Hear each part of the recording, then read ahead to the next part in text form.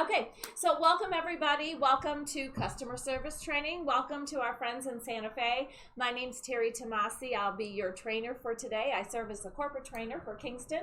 So one of the many things that I get to do is customer service training.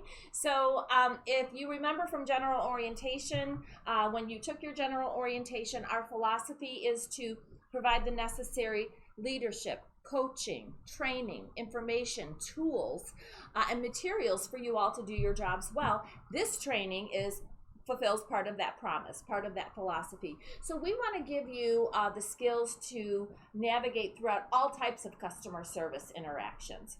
What I love about this training is I call it a 2-for-1. Because it's not only going to help you with your professional growth, it's also going to help you with your personal growth. So you'll get strategies to improve both personally and professionally. All right, so let's talk about what's in front of you, okay? So in front of you, you have a participant guide, okay? Friends in Santa Fe, you should have a participant guide in front of you, and you should have a pen, and maybe a highlighter. If you don't have a highlighter, Santa Fe, just use your pen. First thing I'd like you to do is put your name on the outside of your participant guide like I did. That way, if your participant guide would ever get separated from you, we can reunite you with your guide and all will be well in the world. Speaking of this guide, we're going to go over a lot of information in the next 2 hours. So please use this guide as a resource, as a refresher. What I don't want to see is your participant guide going in a drawer, never to see the light of day again, collecting dust and cobwebs. If I happen to see that, I think I'll cry. And I'll know it's you because your name's on it. So use this as a resource. You'll also notice that in our daily huddles, we do have a section for customer service. And all of the philosophies that we're going to talk about today are sprinkled throughout that huddle. So the huddles may start making a little more sense to you when we get to the customer service section. All right, so let's talk a little bit before we get started about housekeeping issues. I do thank you in advance for silencing those cell phones and tucking them away. Having said that, may I use my phone for timing purposes because I have my segments timed out. No, so Natasha's shaking her head now. To the minute, so we can all get out on a timely fashion. So with Natasha's permission, I'll use my phone for time. I know you're teasing. Room temperature, please let me know about the temperature. I do have a heater going. I think it's on. If not, I'll check it. Let me know how you're feeling. Santa Fe, please let your facilitator who's in the room with you let you know if you're uncomfortable. You want to push the on button for me? Yeah, just press that. There you go. You know how I feel about snacks. So please keep snacking. There's water. I think all of you have some coffee.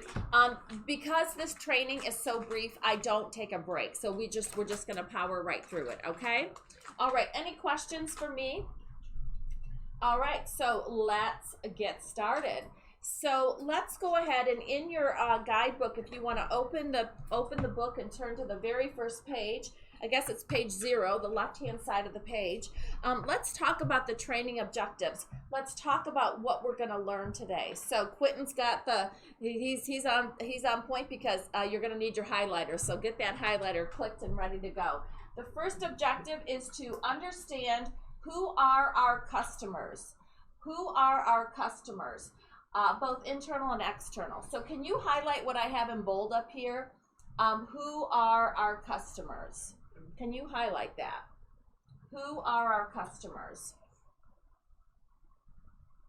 Second objective is to strengthen our ability as caregivers and service providers to deliver exceptional customer service. So can you please highlight what is bolded up here? Deliver exceptional customer service. Deliver exceptional customer service. Okay.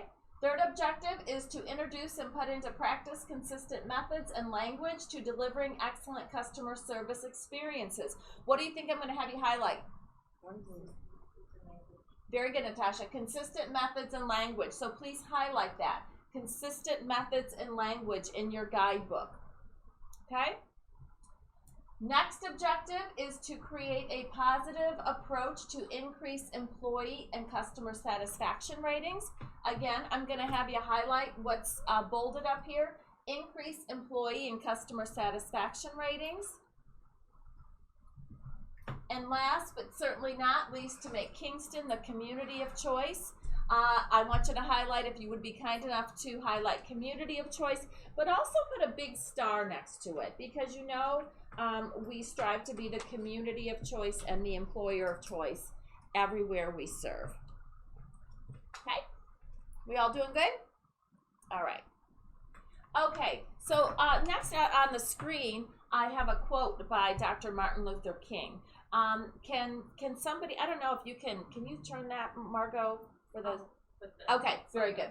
Okay, so would somebody be kind enough to read this quote for me, loud and proud? Everybody can be great because anybody can serve. You don't have to have a college degree to serve. You don't have to make your subject and verb agree to serve. And only need the heart full of grace, a soul generated by love. Very good. Nicely done, Amanda. Thank you so much. You put the, you don't have to have that verb agreement. And what Dr. King is saying is, because we can all serve, we can all be great, and we can all make a difference in the lives of others, something you all do every day. So you're going to be seeing a motif from me, a pattern, if you will, and I'm going to be asking you this throughout the whole training. Put yourself in the shoes of a customer. See what they see, feel what they feel. That's what I'm going to keep asking you. But we're all customers, aren't we? I mean, we go to stores, we go to restaurants, we shop online. Why? I'm going to ask you some questions from the perspective of you, okay? You, the customer. So there are no wrong answers to these statements. So I've got 6 people in the room. I could have 6 different answers, and yet everybody would be right, okay? So Santa Fe, I want you to follow along. I'm going to say a statement, and I want you to finish the statement from your perspective, okay? All right. So as a customer group, when there is no follow-through, as a customer, I feel what? What do you feel when there is no follow-through? Disappointed. Okay, Amanda says disappointed. What else? Kylie says confused. Okay. What else? Mad. Okay, very good. When my name is used as a customer, I feel what? Special. What else, Natasha? No, I'm saying right. Special times 2. Okay. Respected, Amanda. Very good. Very good. Okay. When my complaint is not answered promptly, as a customer, I feel frustrated, angry. What else? I like 3s, by the way. I like 3s. I'm always going to shoot for 3 answers. Disappointed. Okay, Santa Fe, hopefully you're shouting out some answers as well in your group. When I am appreciated as a customer, I feel. When I am appreciated as a customer. What, Quentin? Feel good. You feel good? I heard another. Satisfied? What else? Confident about the purchase or whatever it is. Confident about the purchase or the service. Very good. So those are great responses. So never forget what it feels like to be a customer, okay? So right now we're going to watch a video from the perspective of some healthcare customers. So what I would like you to do is, down on the bottom of those training objectives, you've got a little bit of white space. During this video, I want you to just jot down your takeaways, maybe what resonated with you. What did you identify with? Did anything surprise you? And we will use those comments as a springboard for conversation, okay?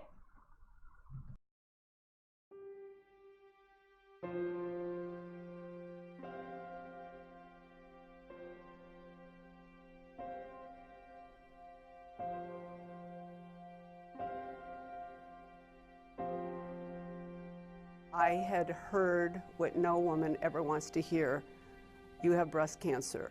And I remember sitting up and go, what did you just say? And she said, yeah, you have breast cancer. It's confirmed. I walked out of the breast center and I stood in the lobby going, oh my God, what the hell just happened?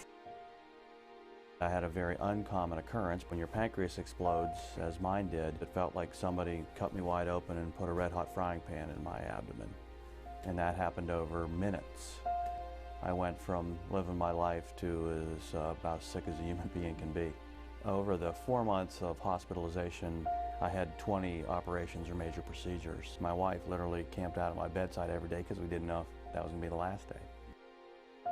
I had to have a CT of the abdomen. That's where they found out I had a mass on my kidney. I'm like, oh my God. Just to hear the word cancer can blow anyone away. I was driving home. I didn't feel right. My car drove off the median, dropped about 30, 35 feet. I had a seizure, broke my back, sternum, ankle. A lot of things were broken.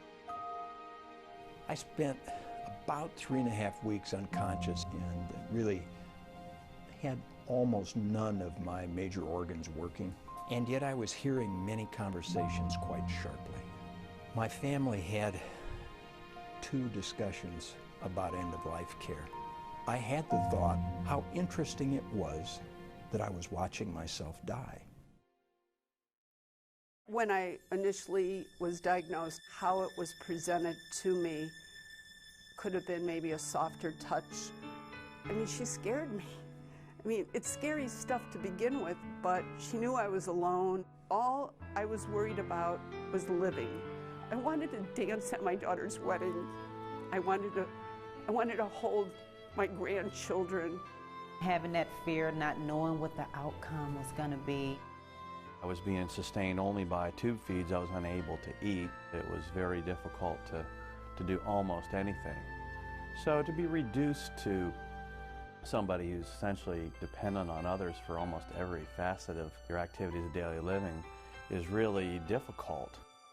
It's sort of a helpless feeling, especially when you're immobile. That's even more helpless because you really rely on them for everything. So having that one-on-one communication, because really you're waiting there and you're laying in that bed all day and all you want is 5 or 10 minutes. That's it. So during my ICU stay, I lost 50 pounds. Every time that the nurses and others came to turn me, to change the sheets, clean me up, it felt as if my hips and my shoulders were coming out of joint. When you have completely lost your ability to care for yourself, you find yourself vulnerable and with limited dignity left.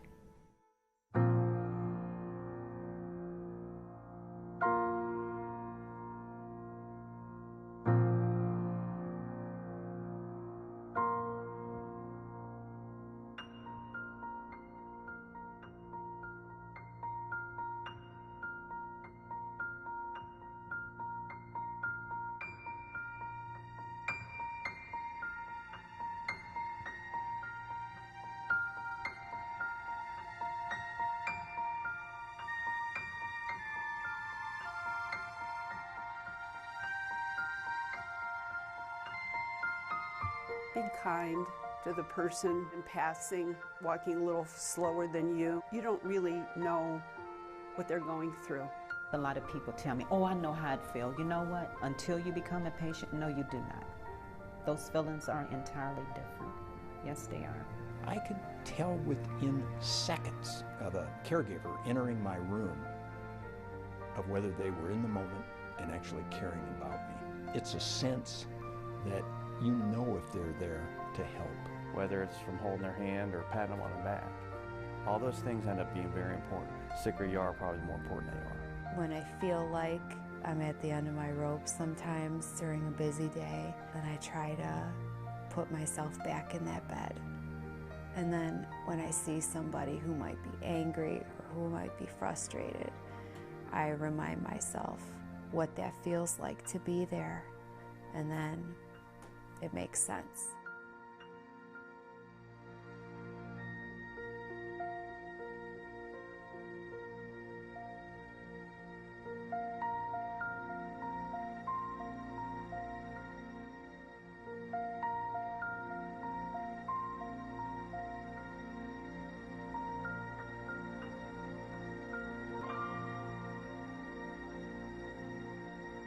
tissue video. Yeah. Powerful video.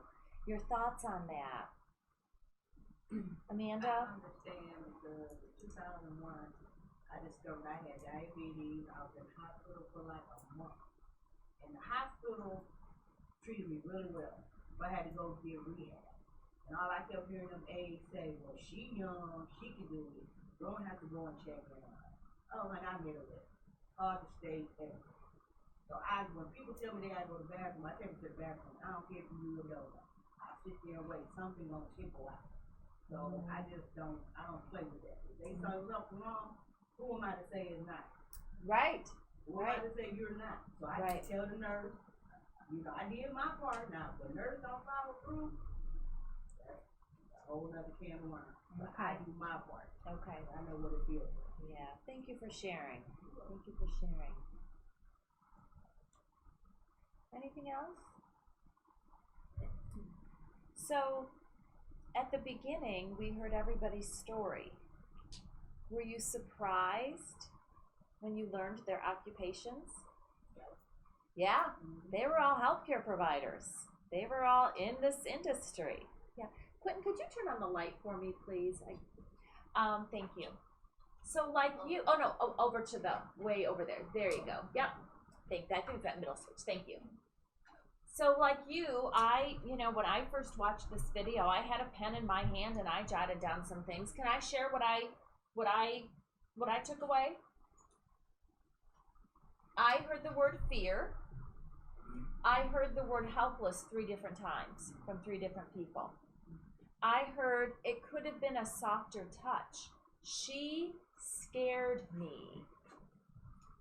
I heard, and I think this was from the orthopedic surgeon, I was reduced to the dependency of others for every facet of living.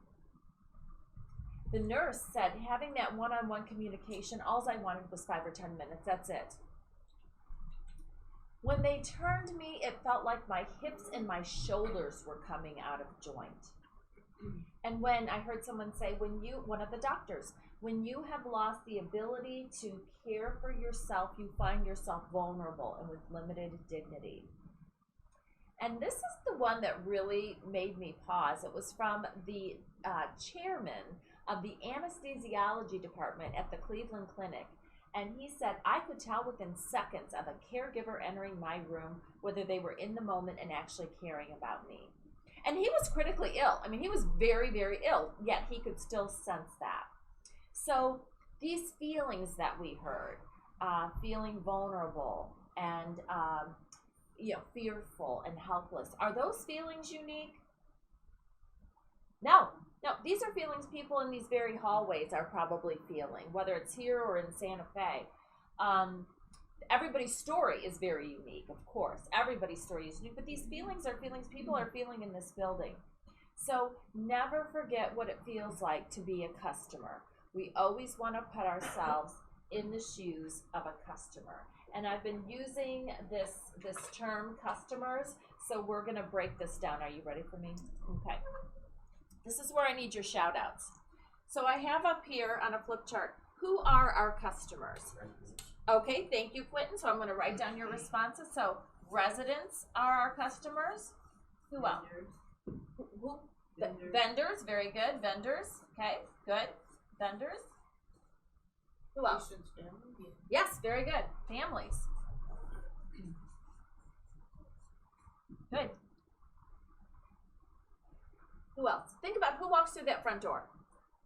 The hospice people. Sure. So I'm gonna say hospice, and I'm gonna put like partners, medical partners. Us and the bacterium. What'd you say? I said like us, like employees. Very good. So employees, Kylie said. I'm gonna put this over in a different column. I'm just gonna say coworkers. Okay, good. Who else? Who walks through that front door? People from the community. People from the community. Very good, Natasha. I'm going to put that down there. That's true. Visitors? Are they customers? Amanda's shaking her head yes. Okay. Do we have volunteers? Yes. Are they customers? Yes. They sure are. I know we have lots of volunteers in Santa Fe. Oh, schools. Yeah, say it one more time. Schools. Yes, so do we have schools and university students that come in have to complete so many observation hours, clinical hours? We had a couple yesterday in our group. So I'm just going to put higher education, higher ed, schools, and students. And not only are they our customers, they may be our future coworkers. Okay, so residents, vendors, families, hospice medical partners, which could include doctors and things like that, private caregivers, visitors, volunteers, higher education, schools, students. Natasha said the community at whole. So that's kind of all of this. Everybody on this side of the list is what we refer to as external customers. Okay, just think of it that anybody who comes in from the outside is an external customer. Kylie said coworkers. What do you think? If these people are external, what do you think coworkers are? Internal. Very good. Internal customers. So we're going to be using that terminology from here on out in this training. So our co-workers in Fort Wayne, Indiana, are they our internal customers, the employees that work there? Absolutely. What about Hickory, North Carolina? Yes. Absolutely. What about Miamisburg, Ohio? Absolutely. What about Santa Fe, New Mexico?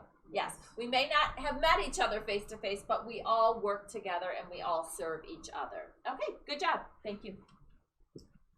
Very good job. Very good job. All right. So now my next question for you is, why do customers leave? And let me preface this by saying this is not Kingston customers specifically. These are not healthcare customers. These are customers from all different industries. This was a survey that was a study that was put on by the Harvard Business Review. So these are customers in all industries. Why do you think customers leave? And I'll throw the ball in your court. Why have you left? Amanda, I see your hand going. Yes, I didn't know if you were stretching or if you were raising your hand. Because they take too long. I got real, very low patience, though. So they take too long. Yeah, that's why my doctor appointments are always, I'm either first or last. Okay. My patience is real thin. Okay. So, Kylie, you're chiming in saying expectations are not met. Yeah. Okay. They don't meet our expectations. Very good. Why? What else? Why else would people leave? Oh, the workers are just The lack of relationship. Being a people person. Yeah. I like to be served by somebody that's a people person or somebody that actually enjoys their job. Somebody that actually enjoys their job, a people person. Natasha says the importance of building relationships. Amanda, you said something else. You said, oh, my patience. No, you said, when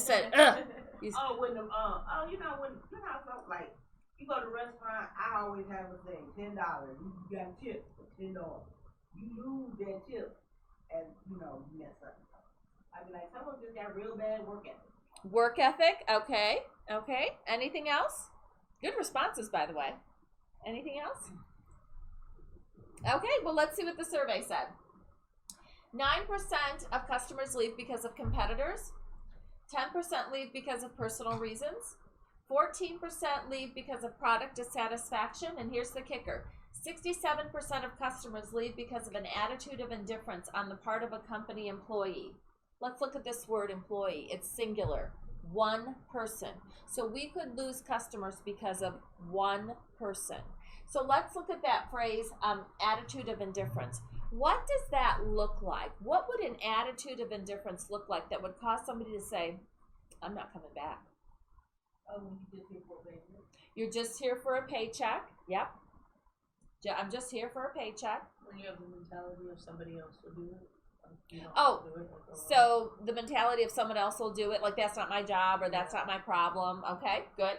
How do you approach your work? Taking pride in it. Lack of pride. Lack of pride in work, absolutely. These are good answers. Very good responses. What about body language? Yeah. Your tone, just your physical presence, or maybe eye rolling. That could be very powerful. Not following up on concerns. Okay? You didn't like it when your concerns weren't followed up on when I asked you earlier. Not listening. I think everyone needs to be heard. They like to be heard. How about not helping your internal customers? That can cause them to leave as well. So this is very important. If you remember anything, I want you to remember this, everybody. Each one of us is in charge of the customer service experience. Each one of us is. It's not something that, oh, we'll let that department do that, or we'll let him do that. Each one of us is in charge of the customer service experience. Okay? All right. Okay, so how are we going to do this? Well, we're going to unlock 5 keys to deliver exceptional customer service. I think this is on the opposite page. We are going to go over 5 keys, one being be great, and then we're going to go into something called spotlighting. We talked a little bit about it yesterday in the huddle. Kingston Ambassador, taking the lead, and Kingston keywords. So is everybody ready to unlock the first key? You ready? Okay. Let me just say too really quick, it's because of our wonderful employees. We already have a stellar reputation in all the communities that we serve. Okay, so we do a great job. Why we're doing this is, again, to give you the tools, the resources, the information to do your jobs well. But we also want to build on what we're already doing well. And that's principle number 12, striving for continuous improvement. So we never want to get comfortable. We never want to get stagnant. We're always striving to be better. So this training fulfills part of that. So if you would be kind enough to turn to page 2. Okay, turn to page 2. And what we're going to do, you want to get your highlighter ready, because we're going to be going over the who, what, where, when on the left-hand side of this page. So Santa Fe, if you want to get a highlighter ready, if you don't have a highlighter, you can just use a pen, okay? All right, so let's do this. Be great. It is our service delivery tool. And again, we're focused on this side of the page up here. Who uses this key? All Kingston employees. We all use it. So please take your highlighter and highlight all Kingston employees. All Kingston employees. What is this? Terry, what are you talking about? What is this Be Great model? Well, it's a framework for delivering exceptional customer service based on compassion, respect, and genuine care. Can you take your highlighter and highlight the word exceptional? Exceptional. When do we use this key? Every time we interact with internal and external customers. Can you please highlight every time? Every time. Where do we use this key? Anywhere.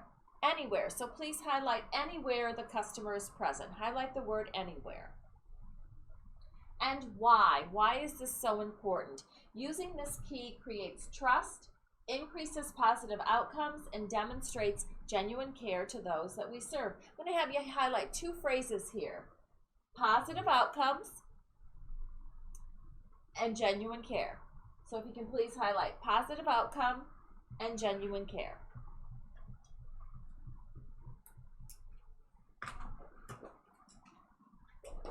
Okay, Be Great is an acronym, and it stands for greet respectfully, explain, ask, and thank. Okay, so the first thing we want to do is when entering a room or a residence, we want to,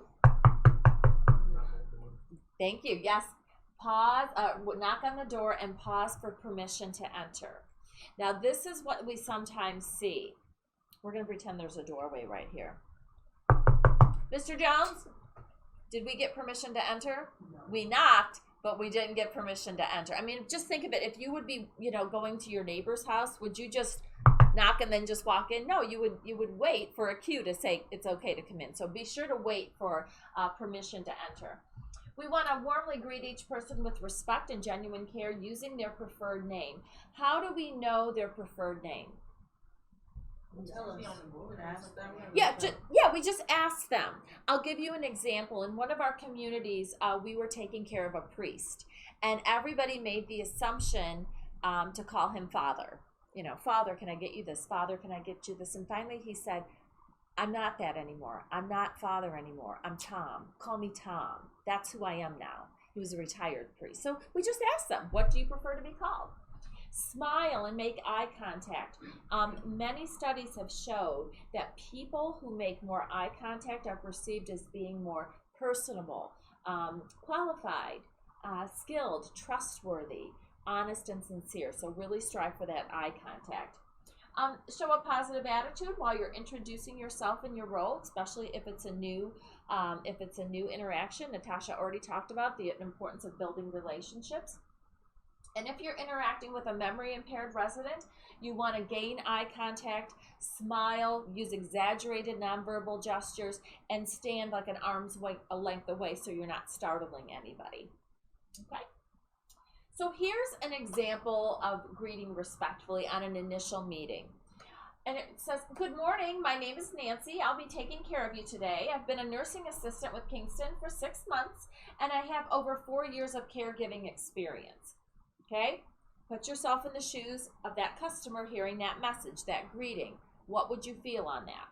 What would you feel about that? What, Amanda? Informed. Informed. How would you feel about somebody having 4 years of caregiving experience? I feel pretty good about that. Feel a sense of security. Okay, I feel good about that. Okay. Here is a greet respectfully example for a longer term relationship. "Good evening, Ellie. It's so good to see you tonight. Your favorite program, Dancing with the Stars, is on tonight. Would you like to get ready for bed now so you have time to watch your show tonight?" Okay. We're Ellie. We're going to put ourselves in the shoes of Ellie. What would you feel upon hearing that? She knows my schedule. She knows my schedule. I see a lot of nods in the audience. Like she knows me, yeah. Personable, yes, yes. So this is where I do my little poll. I teach this class a lot. How many of you watch Dancing with the Stars? Raise your hand. Okay. Oh, okay. Santa Fe, do you watch Dancing with the Stars? Okay, so I'm glad to see a hand. Kylie raised her hand. For a while, I'm thinking it's just me and Ellie here holding up the ratings because I don't get a good response on that. Okay, very good, very good. So what I would like you to do right now, on the bottom of page 3 in red, there is a prompt, and it says, write an example of how you may greet someone respectfully in your role. Okay, so I'm going to give you a choice. You can do an initial meeting, which is on the examples on page 2, Santa Fe, or you can do a long-term example for a longer-term interaction. Just how you would greet somebody within your role. It can just be one sentence. It does not have to be a long narrative. I'll give you a moment to do that.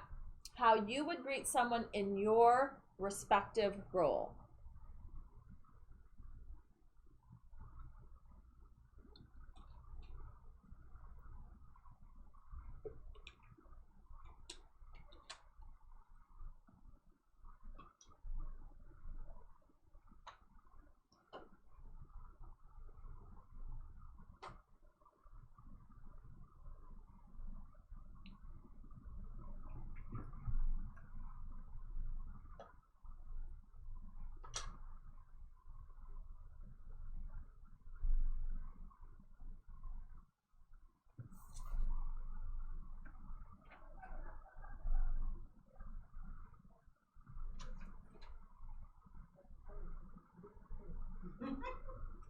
I've been doing this for a long time. I mean, like, if it was in real life, and I'd say one of the things, You have to get everything in real life. but look, I gotta wait for her response, though. You get it? Yeah. Okay, So- that's fine, too. You just gotta get comfortable with it. Like, when I first started waitressing, I was not, I used to be scared to fill people's coffee up, and now it's like second nature. So I think everyone's capturing their last few words. Does anybody want to share their example for the group? Amanda, thank you. Loud and proud. I'd be like, hello, welcome to Kingston. My name is Amanda. If you need anything, just give me a call. Okay, very nice, very nice. What would you feel about hearing that? Anything, I'd be like, anything for a point. If you want some food, I'll sneak down to the kitchen and get you. So just remember to start using your greet respectfully examples with new interactions and also those long-term relationships. Okay, good job. Good job. Okay, the E in Be Great stands for explain. When we're interacting with customers, we want to describe each step, what is or what's going to occur, each step we're taking along the way, how long it's going to take, and what's going to happen when it's done. Why do customers feel better when we explain? Why do customers feel better? Say that again, Kylie. So they know what's going on, Kylie says. Absolutely. Maybe they can be a little more cooperative and actually assist you with the task. Sure. Anything else? Why people feel better when we explain? More comfortable. More comfortable.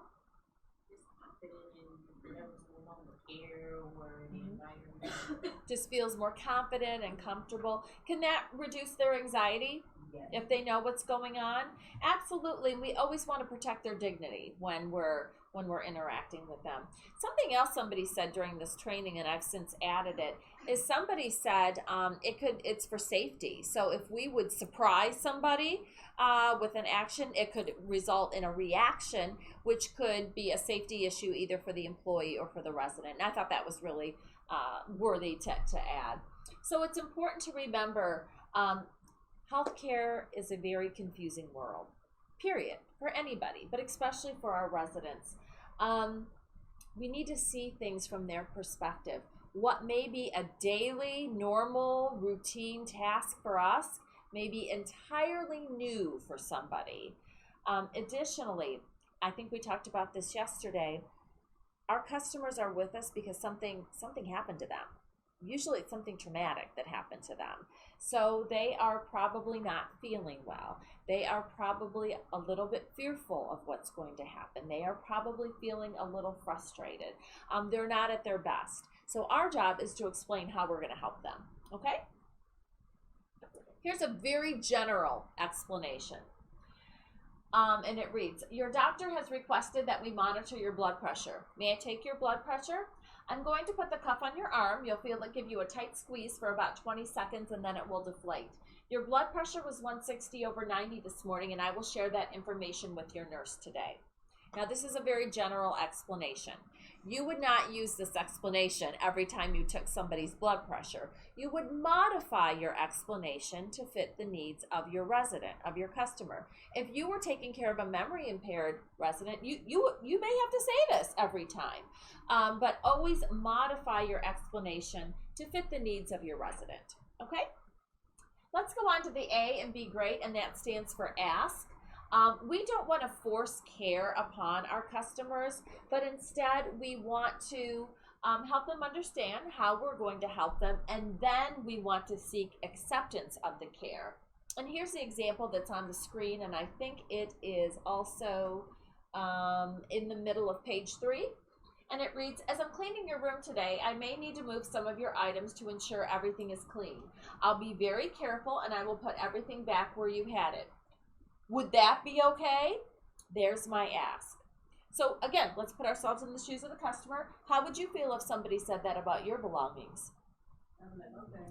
Yeah, like they care, like they're going to respect my things. So please go ahead and you can go ahead and take care of my items. Okay? I'm still waiting for someone to knock on my door and say, I'd like to come in and clean your house. I would say, come on in. Okay, it's just very important to remember that if someone is declining care, to notify your supervisor. Okay, so if someone's declining care, if it's appropriate to notify your supervisor. Okay, next is a thank. We want to thank the customer for allowing us to take care of them. Our customers have put a lot of trust in us, and it's perfectly acceptable to say thank you. Thank you for choosing Kingston. Thank you for coming here. Thank you for allowing us to take care of you. We want to say thank you when we hear of a concern. We want to say thank you on the heels of a complaint. Why would I say that? Why would we say thank you when somebody gives us a complaint? Thank you for letting us know. Yes. Taking ownership of it. Yeah, thank you for letting us know. We're taking ownership of it. We can impact it. We can fix it instead of them telling a bunch of people that can't impact it, okay? So it's very important that we say thank you for letting us know, and then we need to follow up and we need to do it. We need to fix it, okay, whatever it is. And also, We need to thank each other too, our internal customers.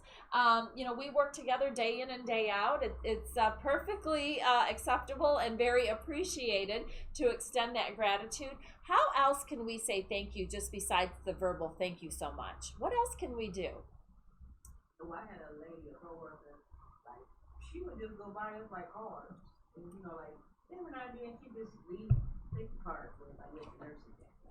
Exactly. So Amanda said a thank you card.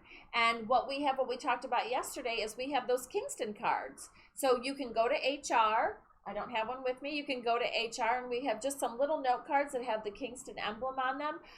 Go ahead and get a couple from the business office or HR, and you can just write a nice note of thanks. Where do you think that note's going to go? That little thank you note. Where do you tend to put things like that? Natasha? That huddle came for you something yesterday. No, but if you take your thank you note home, where would you put that? On my nightstand. On your nightstand. Where else? Refrigerator, a bulletin board, just someplace where you can see it and be reminded that somebody really appreciates your efforts. Natasha, you said something else. You said the huddle. We can show our thanks in the huddle. Remember, in the huddle section, we have a hey cool, we have a spotlight, so that's a great way to thank somebody. Remember, we talked about the crown program. You can nominate a coworker for a gold crown. Okay, that's a nice way to show appreciation as well. So lots of different ways to show appreciation for coworkers. Okay, any questions about our Be Great model? All right, you ready to go on to the next one? Okay, all right, let's do it. Page 4. We are on spotlighting now. Spotlighting, and we're going to do the same thing, highlighter or pen out. We're going to focus on the left-hand side of the page, that who, what, where, when, and let's break down what spotlighting is. First of all, it's an opportunity to highlight the exceptional service of others. Who spotlights? All of us. So please highlight all Kingston employees, or circle it with your pen, all Kingston employees. What is spotlighting? Terry, what are you talking about? It's the taking the opportunity to share with a customer something positive about a coworker, a department, or Kingston overall. Can you please, with your highlight something positive? Something positive. Highlight those two words, something positive. Okay? When do we spotlight? At any moment when we're interacting with customers. So I'm going to have you highlight at any moment. At any moment when interacting with customers. And where do we spotlight? Anywhere. Please highlight anywhere. Anywhere the customer is present. And why? Why is this so important? Well, it provides a positive impression to our customers of the care and service they will receive, as well as reinforcing the Kingston approach through recognizing the unique skills, talents, and contributions of our coworkers and our departments. Can you be kind enough to highlight reinforcing the Kingston approach? Reinforcing the Kingston approach. All right. Okay. So for it to be a true spotlight, there's got to be 3 S's, and they are smack in the middle of page 4 of your guidebook.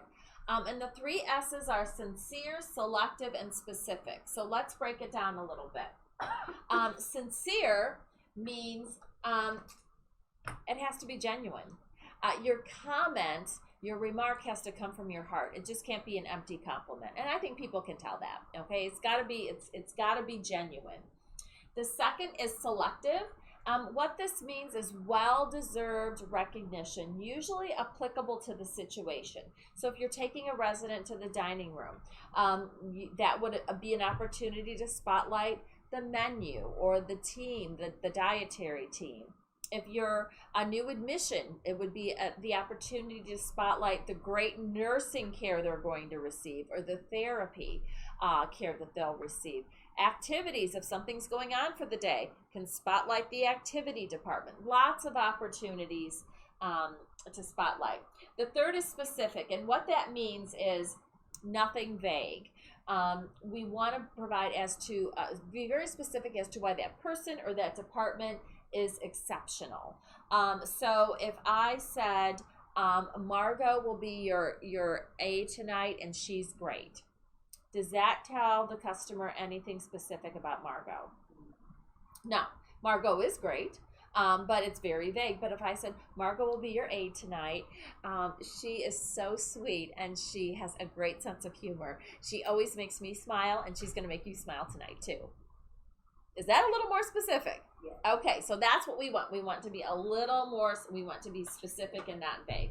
So here's a couple examples. Shift change. Here it is. Hi, Eleanor. I'm going to be going home to spend some time with my family. Martha will be your nurse aide tonight while I'm away. She is so kind and caring. As a matter of fact, many of our other residents have given us compliments about Martha. She's going to take great care of you tonight. Okay? Let's put ourselves in the shoes of Eleanor. What would you feel if you were Eleanor and you heard that message? I can't wait to meet this lady. I feel secure. I feel safe. Because at shift change, that's a transition, so it can be a little anxiety riddled for somebody. But with this, it's going to be a smooth transition. Okay? It's going to be a very smooth transition. So I have all frontline caregivers in this class today. Okay? Santa Fe, if you are a frontline caregiver, this is going to be the expectation. I need everybody to spotlight at the shift change if you are a frontline caregiver, okay? Everybody is going to spotlight at least 3 times throughout your shift. Piece of cake. You can probably do it 30 times. But if you're a frontline caregiver, I'm going to ask that one of those times be at the shift change. Do I have your support? Yeah. Thank you so much. Okay, so here's another spotlight example that's more applicable to a situation. Our chef is so popular with the residents. He enjoys trying new recipes and menu ideas to keep the residents happy and satisfied with their meals. Did you know that our chef has won several local cooking competitions for his fabulous recipes? My favorite is his green chili salsa. It's amazing. And if they have biscochitos on the menu, be sure and order those for dessert. What would you feel about hearing that? Gonna try that salsa. Looking forward to the salsa when I come to Santa Fe and the biscochitos. So yeah, I mean, this could take the resident over to first. I'm not gonna go to the dining room. After hearing that, they might think, well, okay, I'll go. I guess I'll go to the dining room and check it out. So yeah, so start thinking about opportunities where you can spotlight, because the expectation is you're going to spotlight how many times during your shift? At least 3 times. Very good. And if you're a frontline caregiver, one of those times is going to be at the very good. I think you'll have a lot of fun spotlighting. I know when I spotlight somebody, 2 people end up feeling good. I think I feel just as good as the person I'm spotlighting. Okay? All right. So this is what I want you to do. I'm going to have a little activity for you on page 5, okay? Page 5, the opposite page, and it reads, the top of page 5, think of someone you've met at work, you've met or you work with at Kingston that you appreciate. I'd like you to write a brief spotlight of that person using those 3 S's, sincere, selective, and specific. And I know some of you are newer, but you've already interacted with a fair amount of people already. I mean, you've shadowed, you had orientation, you met a bunch of people yesterday. I'm sure you've been introduced to people. So I'd like you to write a brief spotlight, or maybe what led you to Kingston? What attribute of Kingston led you to press apply, okay? So, and then I'd like you to, down below, when will you have the opportunity to use the spotlighting example that you just wrote, okay? So think about someone at work that you appreciate, a person or a department or an attribute of Kingston. Just write a brief spotlight about them. How would you recognize them? Could it be us just recognizing them to you? Like, does it have to be towards the resident? We would probably want it to be towards a customer. Yep. Oh. Well, we need no good. to people. Well, I'm just doing Well, something that you could use when you were interacting with a customer. So, for example, who have you met, or what department could you spotlight to a resident, to a customer? Okay.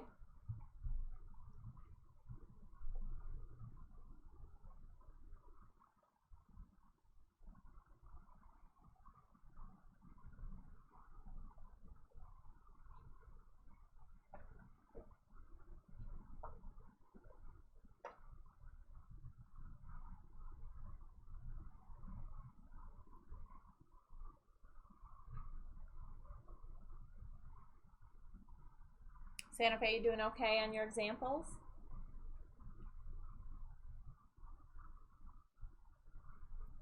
A brief spotlight of how you would recognize that person to a customer.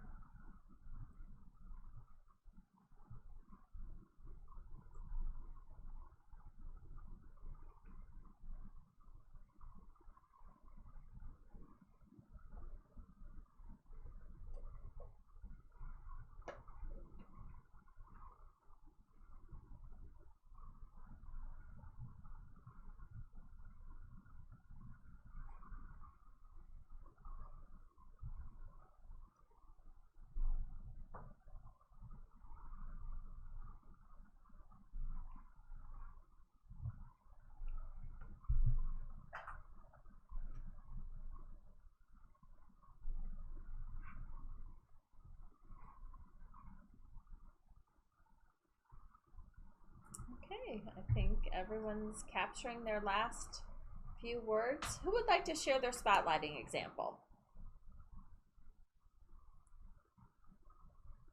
I go. Thank you, Amanda. Okay. I did mine on Brad. Oh, Brad, okay. I promise you I did. Yeah, good. Okay, that was so good. Brad. Yep. Like yesterday, we had to do our onboarding. Brad was right there to help me get through it because I just hate computers. I promise you I said the same. And when With I Brad? Yeah. And when I first met him, when I came in to do my paperwork, he was so friendly, so kind. Actually, he wants some water. He was just really friendly. He makes you feel so welcome to He come does. here. He does. And I would tell all my so-called people that I will tell about this job, but I will not. I would tell them about it. But the thing about Brad I like is he hasn't been here that long, and the way he transitioned you would have thought he's been here for a while. Yeah. And understand the process. Yeah. So he didn't know something. He was like, "Let me get back to you on that." You probably forgot about it, but he emailed you so quick, even sent you a He called me message. on Sunday, on Yes, Friday. he did. He called me Yeah. over the weekend. I'm like, "Hello." I wasn't gonna answer because I didn't know the number. Yeah, it's like he follows up. Good. Good. Be sure and tell him that though, too. That's Oh, great. y'all read. That's great. That's great. Yeah, Brad is a great guy. He's a pleasure to work with. All right. Okay. So it's probably not going to be long before you are all spotlighted. Okay. So I want you to enjoy that.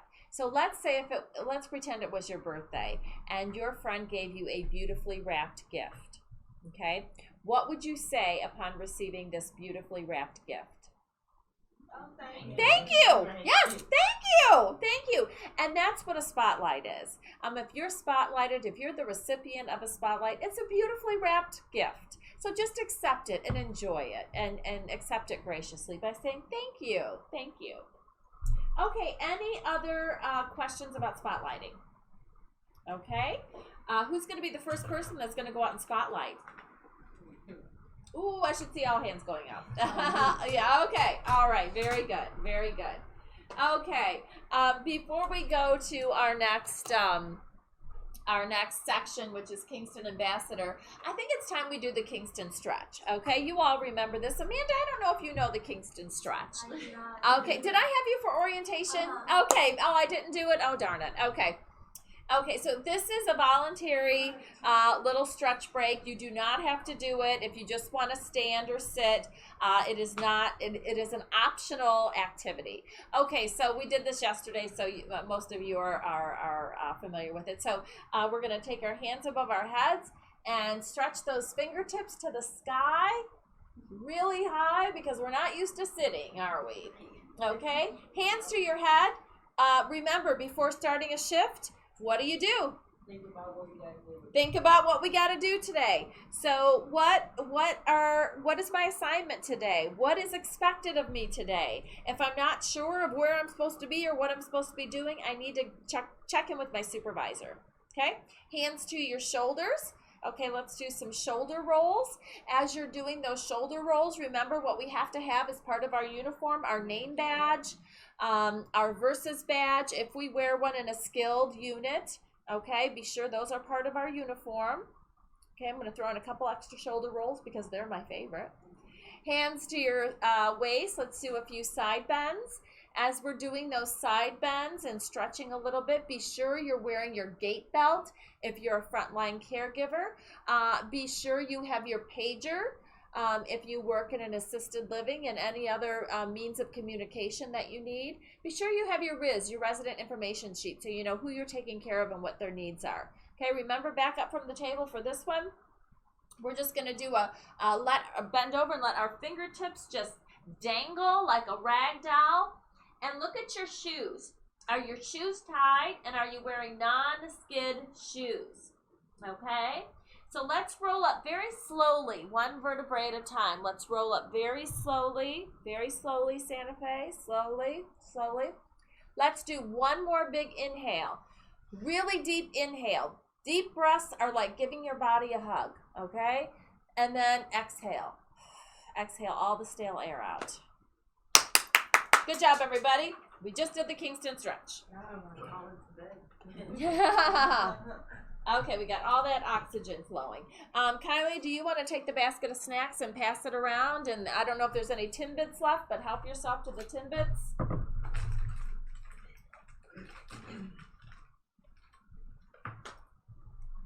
All right. Questions thus far? Okay, let's keep going. We're going to turn to page 6. We are on Kingston Ambassador. Okay, and you know the drill. Highlighter in your hand. We are going to go over the who, what, where, when on the left-hand side of the page. Okay, so I love this section. Kingston Ambassadors. They passionately promote Kingston as the community of choice. So who are ambassadors? Who do you think? That's right. So we're going to highlight all Kingston employees. We are all ambassadors, all Kingston employees. Please highlight that. What do ambassadors do? They continuously seek opportunities to exceed the expectations of customers and serve as positive representatives of Kingston. Can you please highlight exceed the expectations? Exceed the expectations. So let's talk a little bit about the difference between meeting expectations and exceeding expectations. And if you want to look forward, I got a little visual for you. So meeting expectations is here. Like, okay, I mean, this is what I'm supposed to do. This is in my job description, and this is what I'm doing. Exceeding expectations, you can't tell, but I'm on my tippy toes, is going above and beyond and giving our customers that wow experience, okay? That's what exceeding expectations looks like. Okay, so when are we ambassadors? Every time we're interacting with customers. Can you please highlight every time? Every time. And where are we ambassadors? Anywhere. Very good class. Anywhere the customer is present. So please highlight anywhere.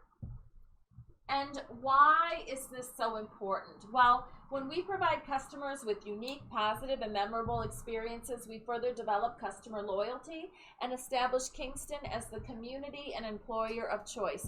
Would you be kind enough, just that last part of that sentence, establish Kingston as the community and employer of choice. Establish Kingston as the community and employer of choice.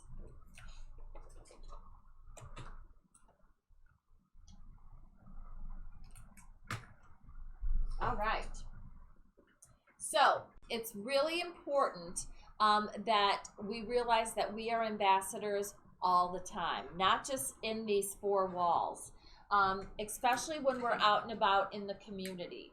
For example, The lady standing behind you at line at the grocery store, whether it's Kroger or Albertsons, she could be your next customer. She could be your next resident. She could be your next patient.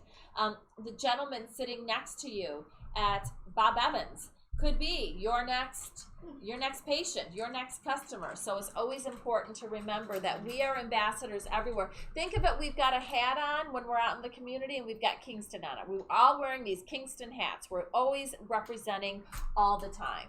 Okay?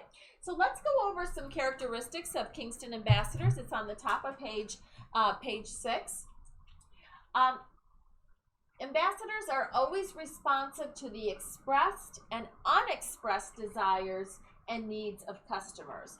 Now, I know what an expressed desire is. You know, could I have some more water? Could I get a blanket? What would an unexpressed desire look like?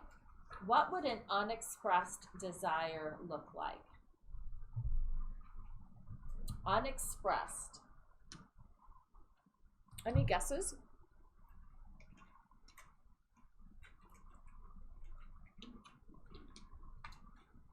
Okay, I will tell you.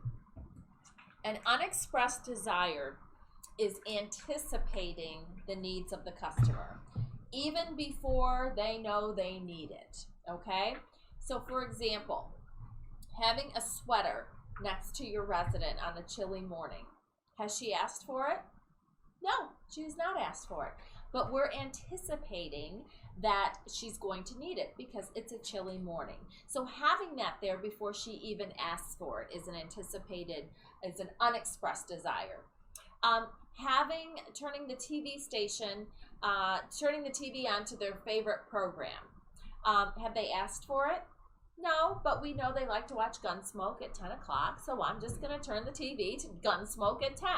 So anticipating those needs for those unexpressed desires. If you go to any Disney property, they have strategically located a trash can every 10 feet on every Disney property because they anticipate that someone is going to need to throw something away every 10 feet. Okay, that's an unexpressed desire. Ambassadors are empowered to create memorable and personalized experiences. Okay, so I just brought up Disney.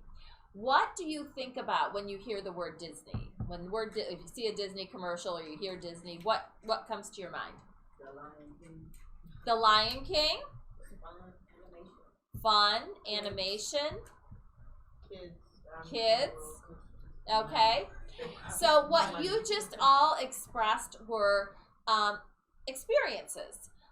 Most people say fun, children, the happiest place on earth, magic. I hear a lot of people say, oh, it's magical. Magical. Rarely does anybody say, oh, we go to Disney for the food. Yeah, we go there for the food, which I'm sure their food is good because anything Disney does, in my opinion, is good. But people go there for the experience of Disney. That's what we go there for the magic, for the happiness, for the laughter, for the family, for the kids. So I'm going to ask you to start thinking about where you can provide an experience for our customers. These do not have to be big, over-the-top things. I'm going to give you some examples, but I want you to start thinking about how you can make a memory for somebody. And I will tell you, it's usually the littlest touches can mean the most, okay? This was in this facility, as a matter of fact. A dietary aide was delivering a meal to a resident in their room, okay? The resident's wife happened to be there visiting at that time during the dinner hour. The patient, the resident, lifted up the lid, and it was a Sloppy Joe sandwich. The resident's wife said, well, aren't you lucky? That's our favorite sandwich. Good for you. The dietary aide said nothing. He left, and he came back with the tray for his wife, so the resident and his wife could enjoy their favorite sandwich together. Did he just create a memory for that couple? Mm-hmm. Yes. Did it take a whole lot of time, effort, money? No, not at all. It was just a very thoughtful and perceptive dietary aide. And of course, they were thrilled. They were touched, okay? This happened in our Vermilion property. We had a new admission. the nurse was doing the admission intake, and she noticed it was the resident's birthday. It was his actual birthday, okay? He went to the therapy department for his evaluation. When he was at therapy, the nurse called activities and said, do you have some balloons, some signs? You know, we have a new resident. He was just admitted. It's his birthday. Could we decorate his room? And of course, admission said, we are on it. And they came, they decorated his room. And when the resident came back, he saw his room was decorated for his birthday, and he started crying. But it was a good cry. It was a nice cry, like, oh, I'm so touched cry, okay? I really like this next story, and it does fulfill that anticipating a need. We had a patient here who was very young, okay? And he was not happy at all about being here, period, but he was a much younger patient.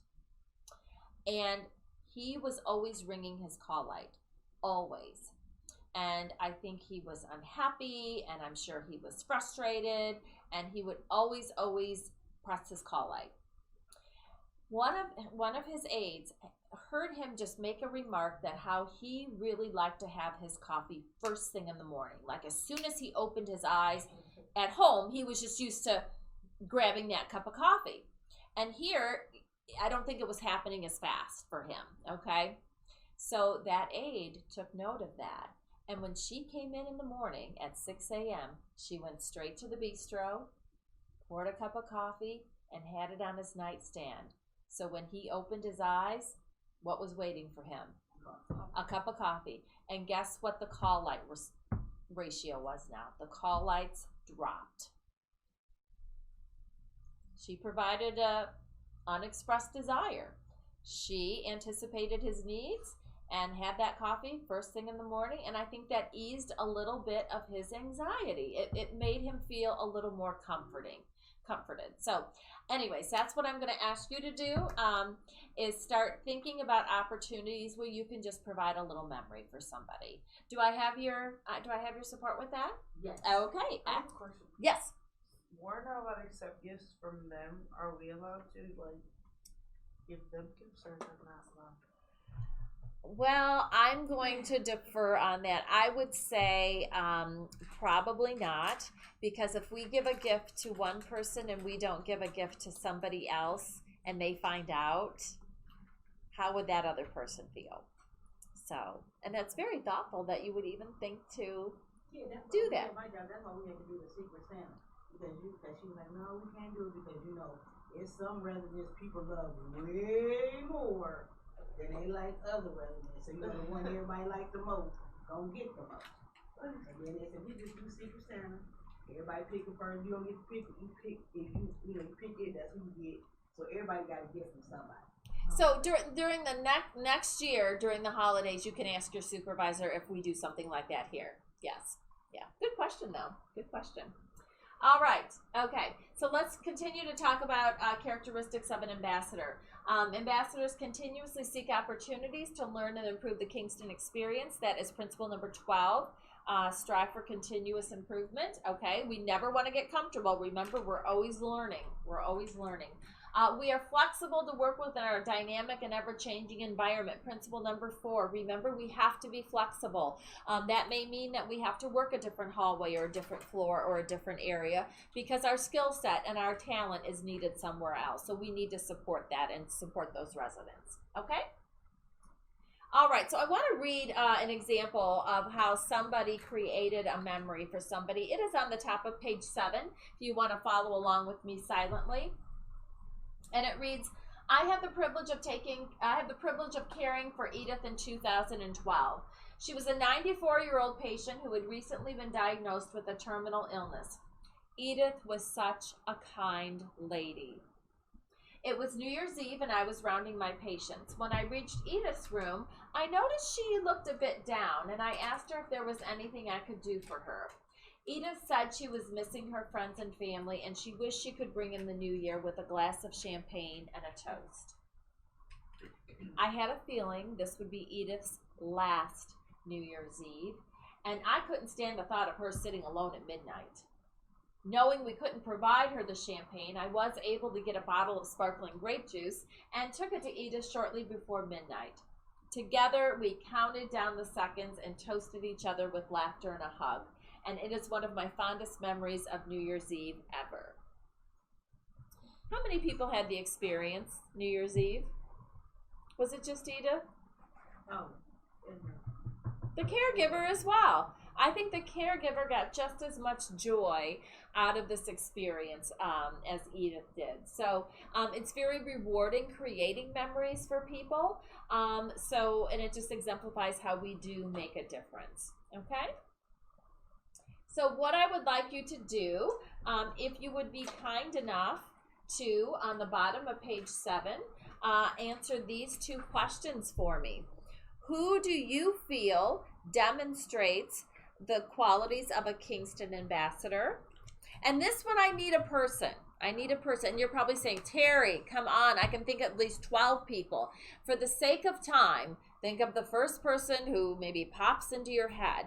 But I do want to know what this person does to exceed expectations. Okay? Exceed expectations. So do your best. Think of somebody. Maybe the first person that pops in your head who you feel demonstrates the qualities of a Kingston ambassador. Okay, and I'll put those back on the screen, and they're also on page 6 if you want to look at that. And who is that person, and what does this person do to exceed expectations? Okay, I'll give you a minute.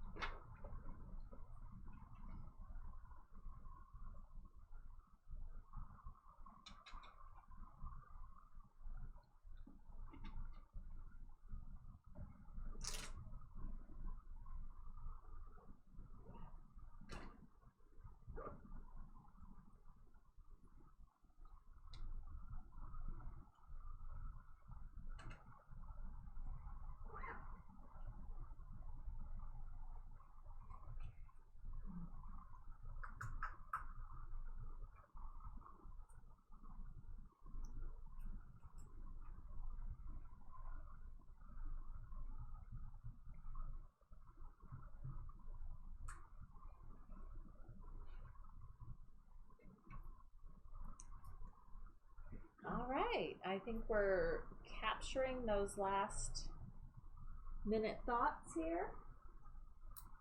All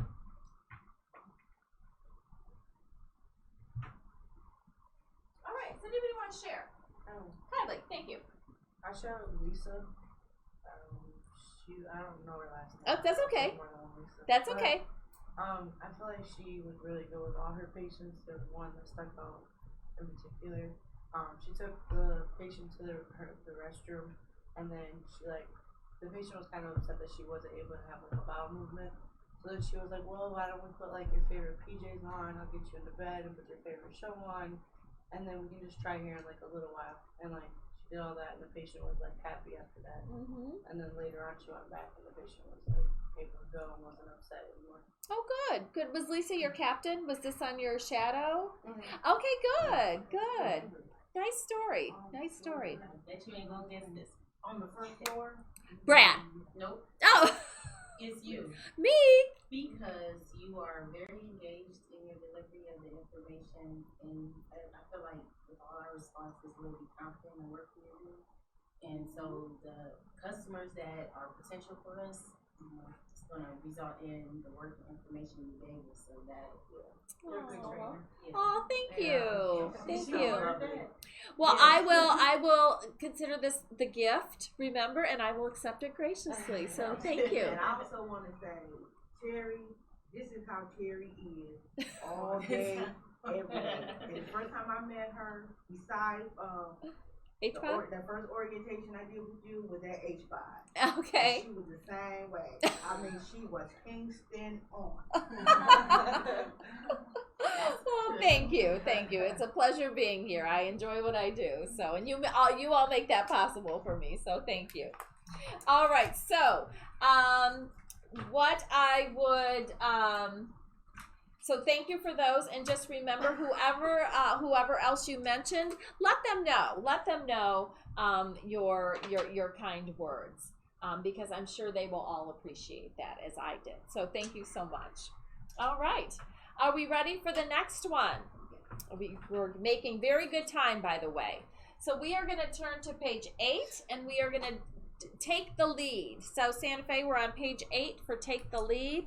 Everybody, they're already clicking their highlighters, so hopefully you are too, Santa Fe. You're getting that pen ready, because we're going to focus on the left-hand side of the page. This, I will tell you, this key is very important, because this is our service recovery tool. And that's what I'm going to have you do, is highlight that subtitle where it says Kingston Service Recovery Tool. This is the tool that we use. This is the key that we use when there's been a breakdown. People aren't happy, okay? So you're going to find this very, very valuable. So I'm glad that you're with me on this one. Who takes the lead? All of us. So please highlight all Kingston employees. All Kingston employees own the task of making things right. Remember what we talked about earlier? Each one of us is in charge of the customer service experience. So all Kingston employees own the task of making things right. What is take the lead? Well, it's a tool for service recovery at the time a concern is identified. Can you please highlight at the time a concern is identified? At the time a concern is identified.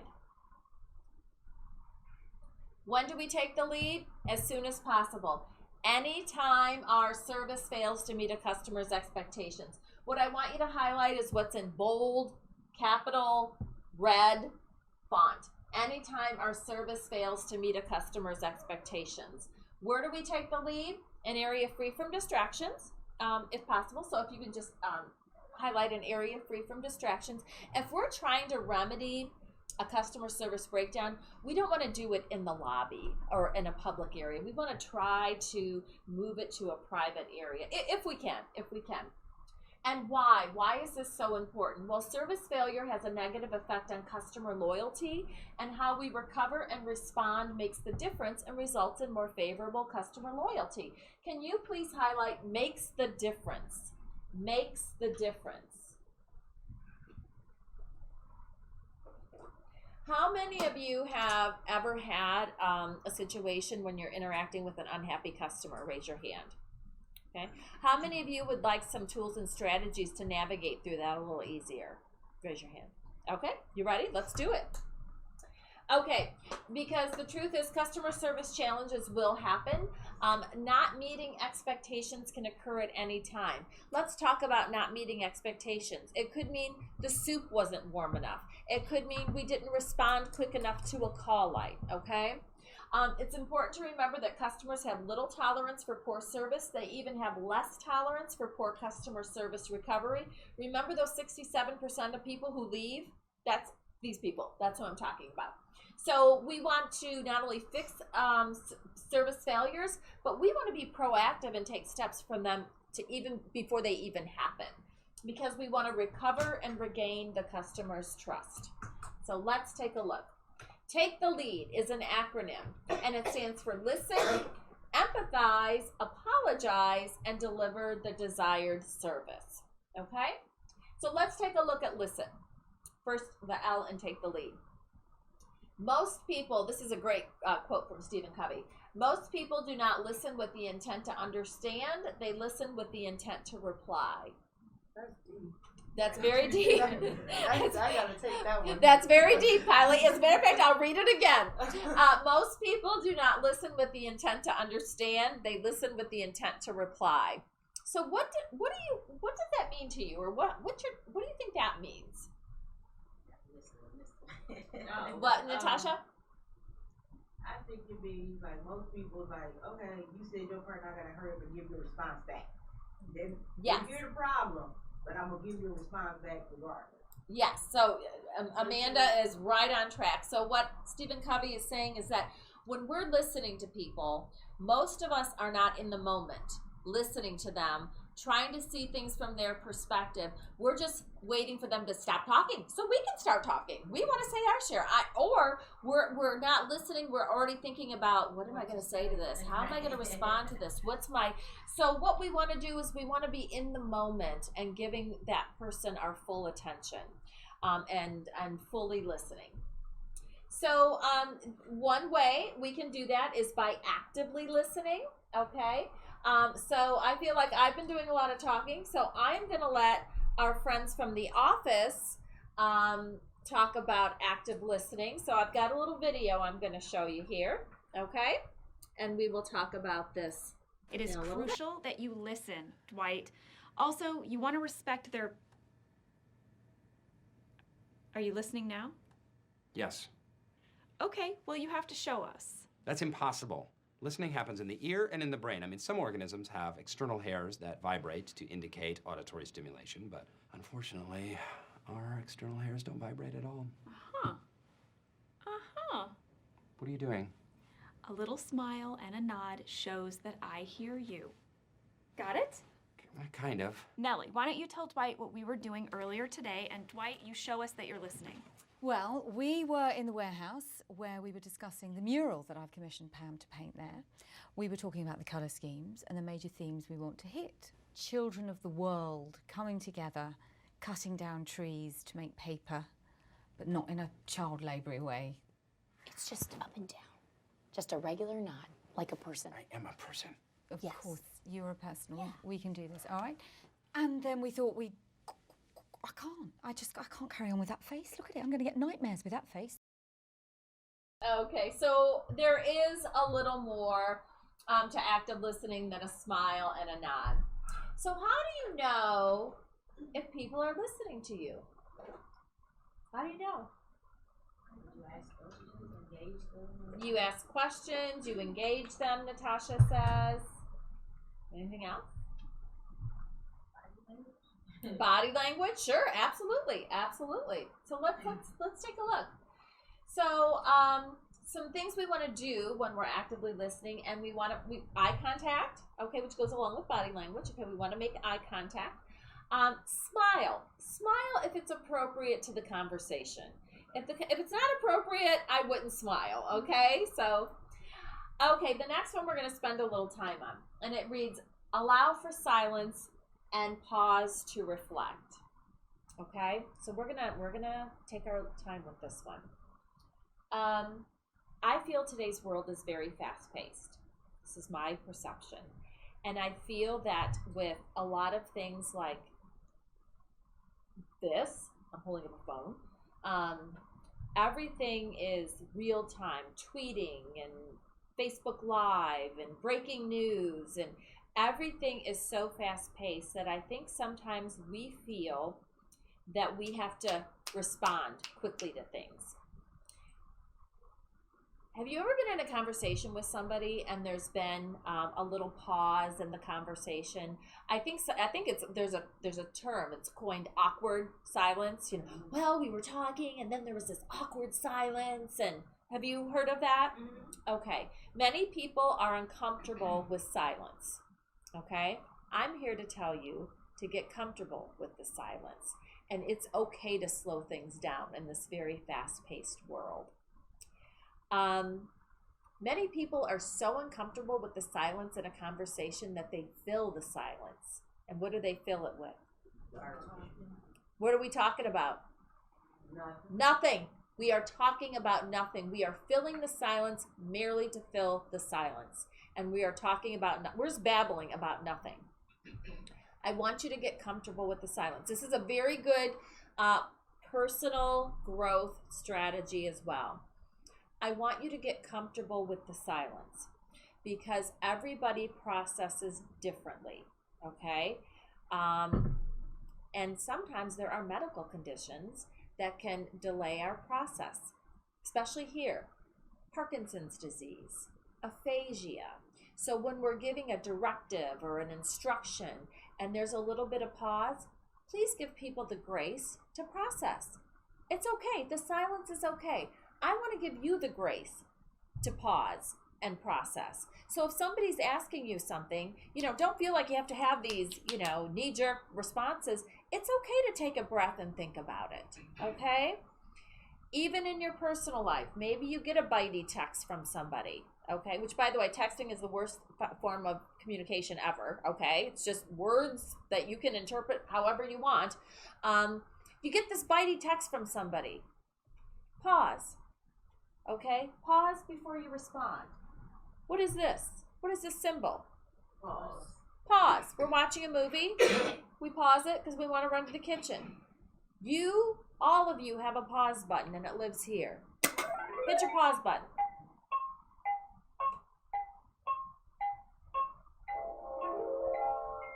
Give yourself and give others the grace to process, okay? Get comfortable with the silence, because insight occurs in the spaces between the words. The memorable conversations are the ones that have a little bit of breathing room. People don't remember conversations where people just babble and talk nonstop, but it's those conversations that have a little room to breathe. Those are the memorable conversations, okay? So I want you to give people the grace and get comfortable with the silence, especially if you're giving a directive, and give yourself the grace to hit your own pause button. You can't control everything at Kingston. We can't control everything in our lives, but who can you control? Yourself. We can all control ourselves, okay? So hitting this pause button will help you, give you a little more self-control. Viktor Frankl was a noted psychiatrist in Austria. He was imprisoned in the concentration camps during the Holocaust.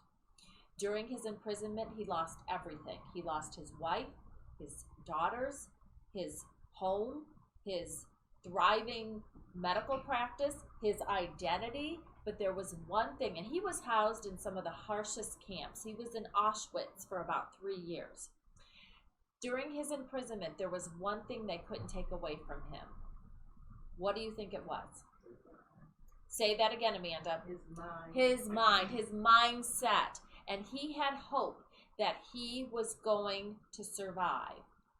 And it was that mindset. He made a decision that I'm going to survive this. And it was kind of his mantra. Every day he thought, I'm going to survive, I'm going to survive, I'm going to survive. And he did survive. And he went on to become a noted, well-respected speaker. I think he won the Nobel Peace Prize. And he wrote a book that chronicled his experience. And the book is called Man's Search for Meaning. So if any of you like to read, I would highly recommend it. The Library of Congress has deemed it one of the most 10 influential books in United States history, okay? So he has so many notable quotes, but the one quote that really aligns with this is Viktor Frankl said this: between the stimulus and the response, there is a space. And in that space is where your freedom lies, because you have the power to choose. So let's break it down. Between the stimulus and the response, there is a space. So over here, we get stimulated about something. Somebody says something to us, or we get amped up about something. So we're all, we get a little all amped up. Over here is our response. But what Dr. Frankl is saying, in the middle is where your power is, because you have the power to choose that response. And part of that is just hitting this.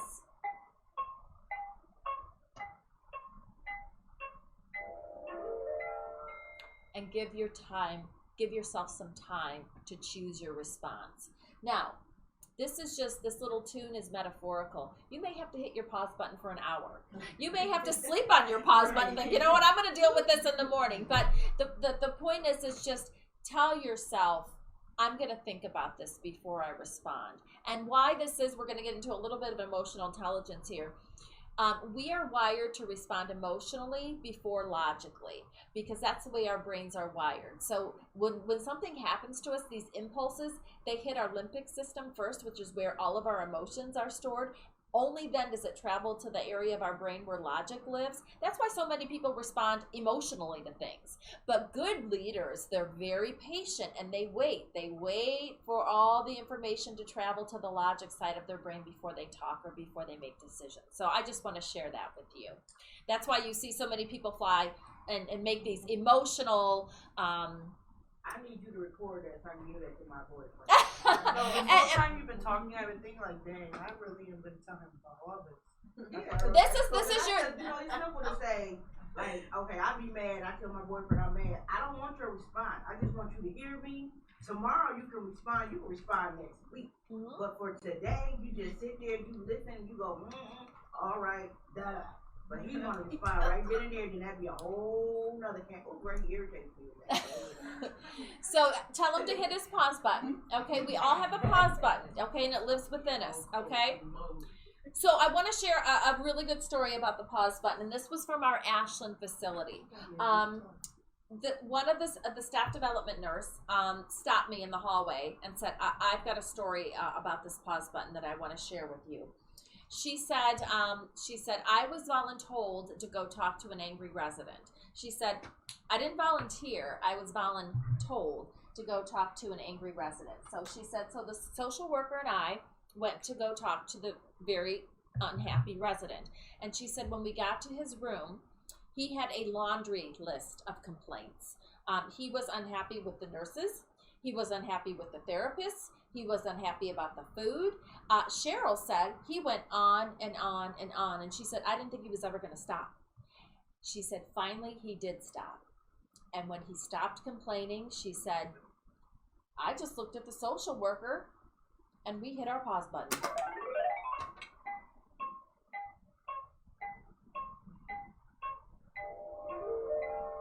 And she said, for a little bit, no one said anything.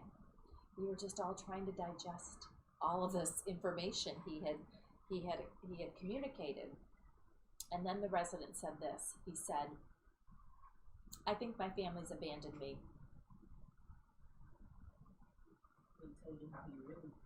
Say that again, Natasha. Was it about the nurses? Was it about the therapists? Was it about the food? What was the root cause of his anger or his unhappiness? He was feeling abandoned. Would that have been revealed had there not been silence? No. If he stopped complaining and Cheryl would have had a rebuttal right away, don't you worry, Mr. Resident, we're going to get the administrator involved and the DON and the DOR. We're going to fix all of this for you. Would that have been revealed? No. There's a saying, and it says, let silence do the heavy lifting. And in this case, silence did the heavy lifting and found out, revealed the core, the root of his unhappiness. So get comfortable with the silence, okay? When I teach a lot, and sometimes when I ask a question, there's silence in the class because I give people time to process, okay? So it's okay. So get comfortable with the silence when you're interacting here at Kingston or in your personal life, okay? All right. The next is the 3 R's: repeat, rephrase, and reflect. You can repeat what somebody has said to become more engaged in the conversation. You can rephrase what you just heard, or you can reflect on what you've heard.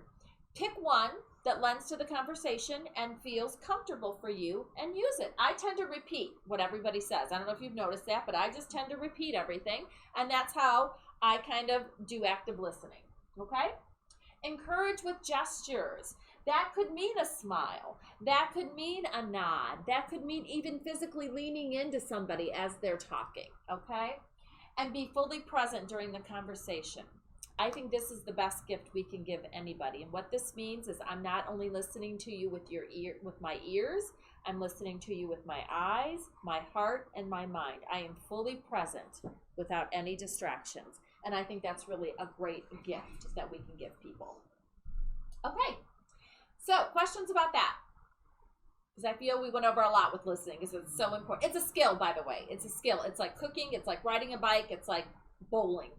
It's a skill that you need to practice. Okay, how do you know when people aren't listening to you? So they move their eyes all around and fidgety. Okay, so fidgety, moving around, you get the impression that they're just kind of checked out. Yep. Okay, I gotcha.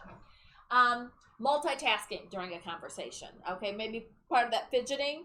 Okay, so multitasking during a conversation. I do know that sometimes you have to multitask. You're very busy, but that example that I just gave you with Cheryl with the resident, that would not have been a time to multitask because that was a lofty conversation. Okay. If you feel the need to interrupt or put words in the mouth of your speaker,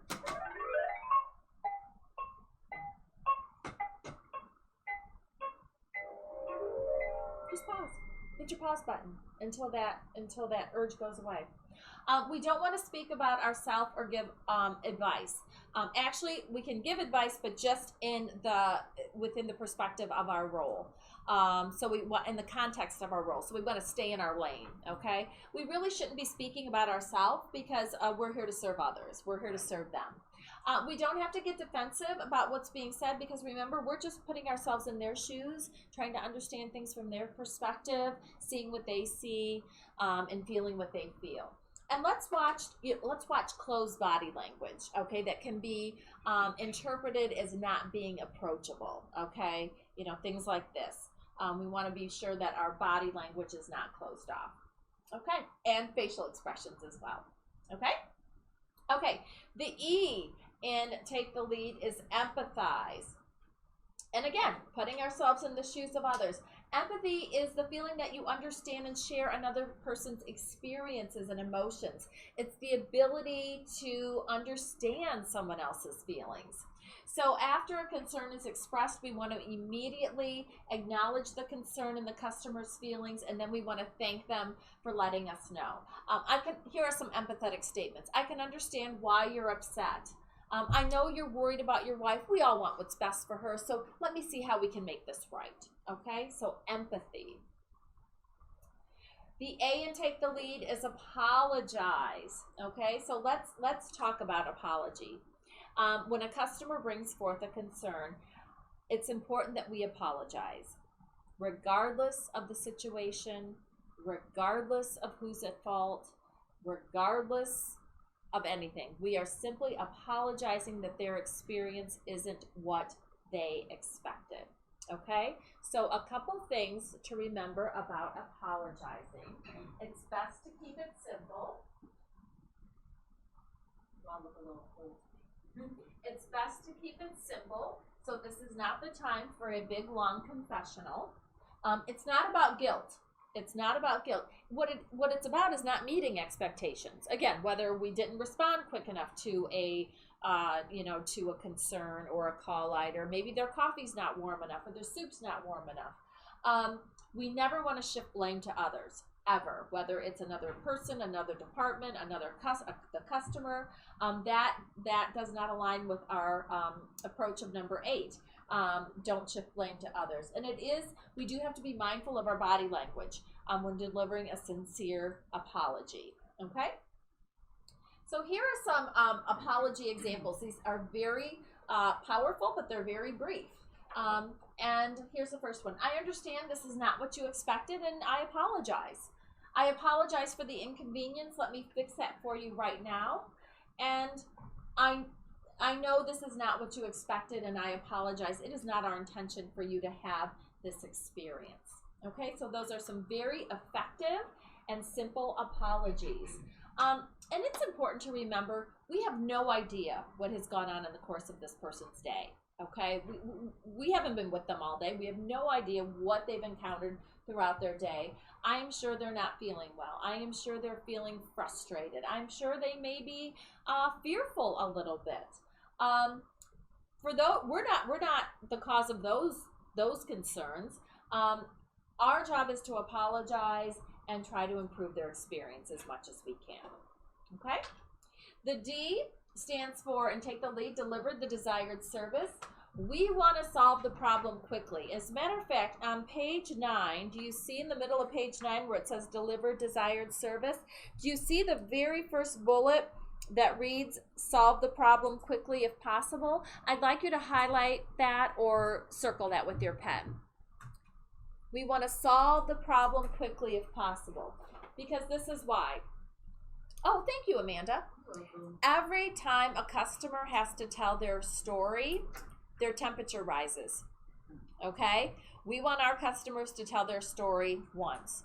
Have you ever had a concern and have been bounced around to different departments and have had to tell your story multiple times? It's frustrating, isn't it? We want our customers to tell their story once. So we want to solve the problem quickly if possible. I love to offer options and ask how the customer, how they would like the problem resolved. I think we had some really good examples yesterday. You guys brought up giving people choices. I think choices are good. And let's tell the customer what we can do. Let me look into this and I will follow up with you Friday at noon. So then what do I got to do?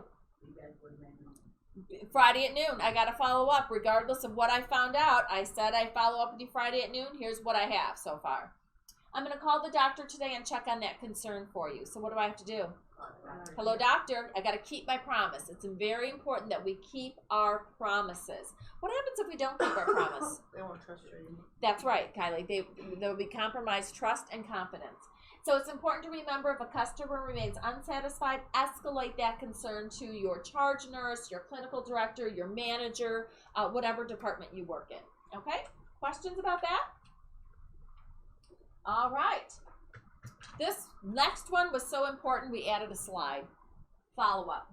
Is the customer satisfied with the resolution? This is what I'm going to ask of you. If you hear of a concern, regardless if you were there, it might have been your day off, the next time you are with that customer who had the concern that you learned of, can you just follow up? Okay, maybe Mr. Jones had a concern that we weren't responding quickly enough to his call light. You weren't even here, but you heard about it. Maybe the next time you're interacting with Mr. Jones, you could say, oh, by the way, Mr. Jones, are we doing a better job responding to your call light this week? Okay.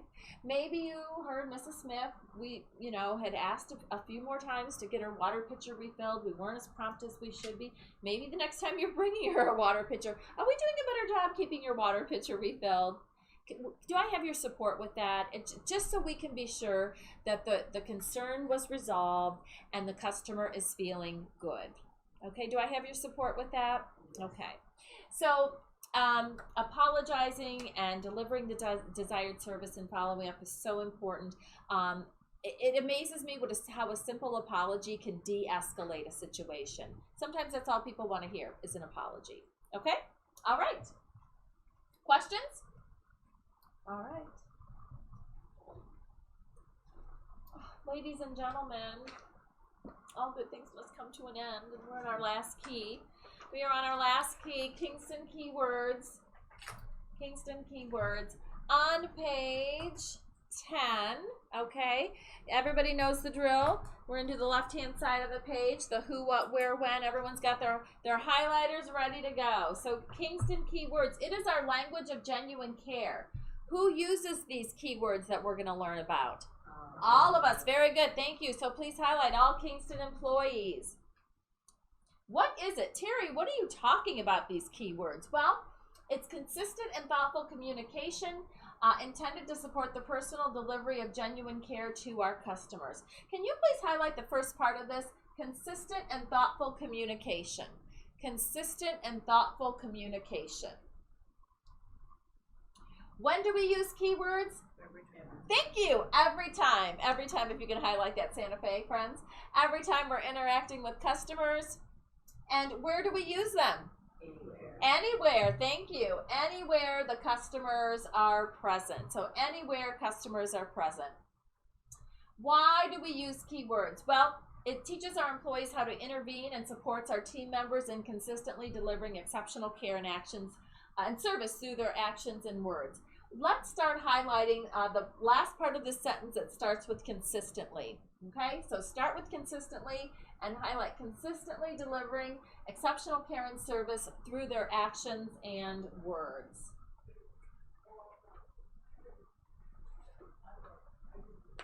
Okay, so what we're going to do is on the body of page 10, we're going to go over these Kingston, I'm going to call them key phrases because there's really not key words, it's really some key phrases. So I'm going to read the prompt in red, and if someone could shout out the keyword response for me, that would be great. Okay, so we're on page 10, okay, with these keywords. So the first prompt in red reads, if a customer asks a question and you don't know the answer, what is your keyword response? Can somebody shout that out loud and proud? That's a good question. May I find the answer and get right back to you? Nicely done, Amanda. I think this is a good response. There's one thing I'm going to have you add. I think this should be a little more time sensitive. Do you agree with me? Yes. Because getting right back to somebody can mean different things to all of us. Okay, so if you could just put, so you'll remember, just put time frame. Time frame. So that's a good question. Can I get back with you in 10 minutes, Natasha? Quentin, can I get back with you within the hour? It just depends on the urgency of the request and how soon you can access the information. Can I get back with you before the end of the shift? Okay, I would probably have that be a little more time sensitive. Okay, so Santa Fe, if you could add that too, that would be great. A little more time sensitive to that. Okay, next one. If staffing is challenged, so it would look like, oh, I know you're so busy, but could I have some more water? What is your keyword response? We're never too busy. Thank you, Quentin. We're never too busy to help you. Of course, of course. So that is our keyword response. When a customer says, thank you, what are the keyword responses? My pleasure or you're welcome. My pleasure or you're welcome. I would like everybody to get out your highlighter and highlight those responses. My pleasure and you're welcome. They are going to become a big part of your life now. They will become a big part of your life now. Whenever we're speaking with a customer, we want to be at eye level with them. So if I'm talking to Margot, I'm going to be at eye level with her. It just creates a better listening and conversational environment. We want to personalize our conversations with customers. So when you're in their room, ask about pictures or artwork or little knickknacks to get to know them better. We want to use the customer's preferred name at the beginning of the conversation. Josephine, good morning. It's so good to see you. Dr. Jones, did you want coffee this morning? Why am I saying their name at the beginning of the conversation? Very good. Thank you, Amanda. So we get their attention and they know we're talking to them, especially if they're in a group setting like this. So we always say their name at the beginning. Top of page 11, when a customer offers a gift to you, I think we all learned about this in general orientation. We're already being paid to take care of people, so we don't accept gifts or gratuities. It is a conflict of interest, so we politely decline, but we can say, the best gift you can give is to tell your friends and family we're here. We'll take great care of them. That's truly the best gift we can all get. It keeps us busy. It keeps us working. If a customer voices a concern, we want to take the lead. We want to listen, empathize, apologize, and deliver the desired service, okay? And if a customer shares a positive comment, we want to accept that, okay? We want to accept that. It's a nice gift. And say, thank you. That's so nice to hear. Thank you. Your words made my day. Can I share your kind words with the rest of the team? Okay? So we want to accept those compliments, okay? Questions about that?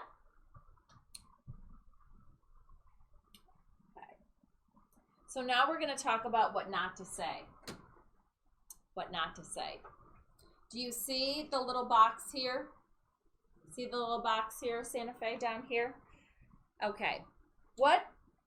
Under what not to say in the little box on the bottom of page 11, what's the first line say? No problem. What not to say? No problem or no worries. No problem or no worries. I'd like you to take your highlighter and highlight those two phrases. No problem and no worries. Confessional, who are my no problem people in this room? Thank you for your honesty. Thank you. I appreciate your transparency.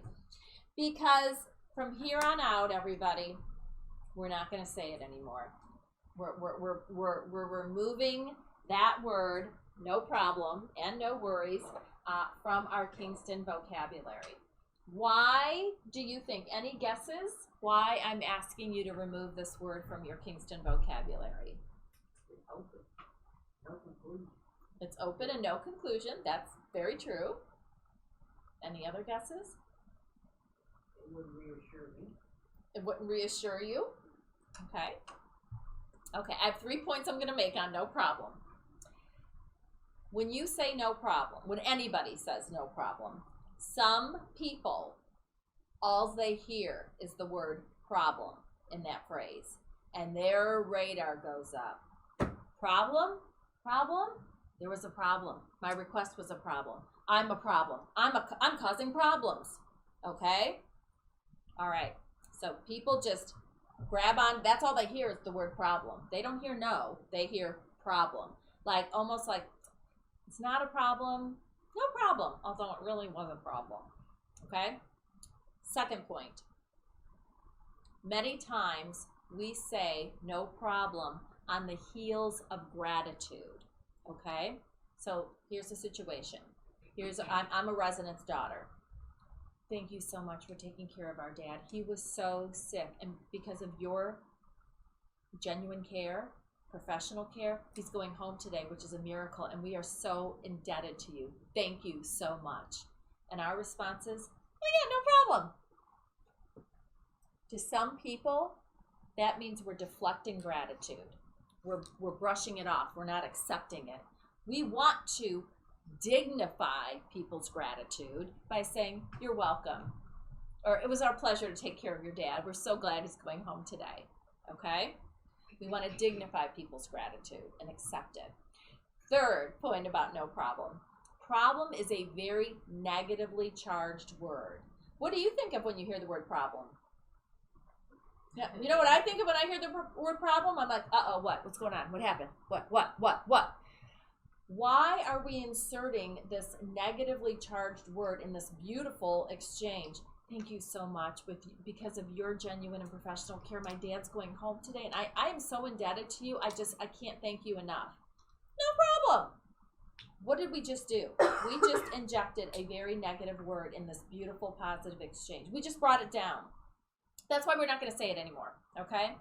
Now, I'm raising your awareness. You're going to go out into the public today, and you're going to be astounded by how many people say no problem.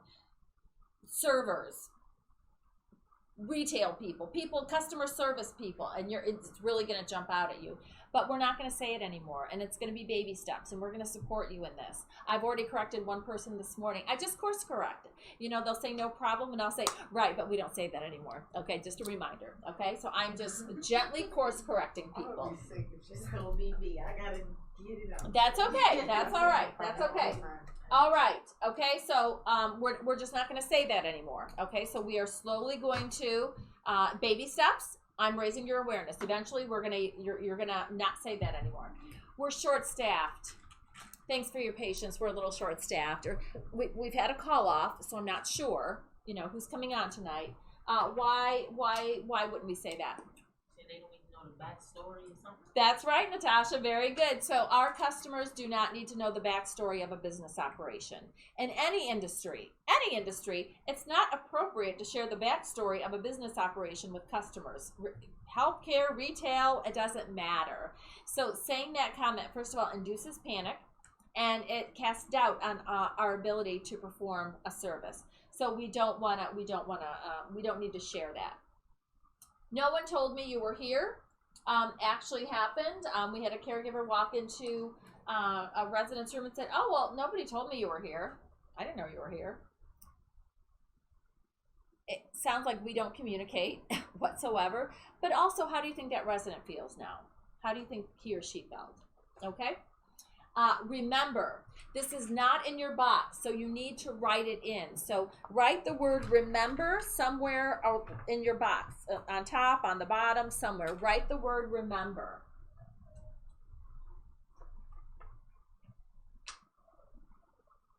Because remember, Ellie, you said this morning you wanted to go to bingo, and now it's time for bingo. Remember, you said this morning you wanted to go. Remember that, Ellie? What am I reminding Ellie of?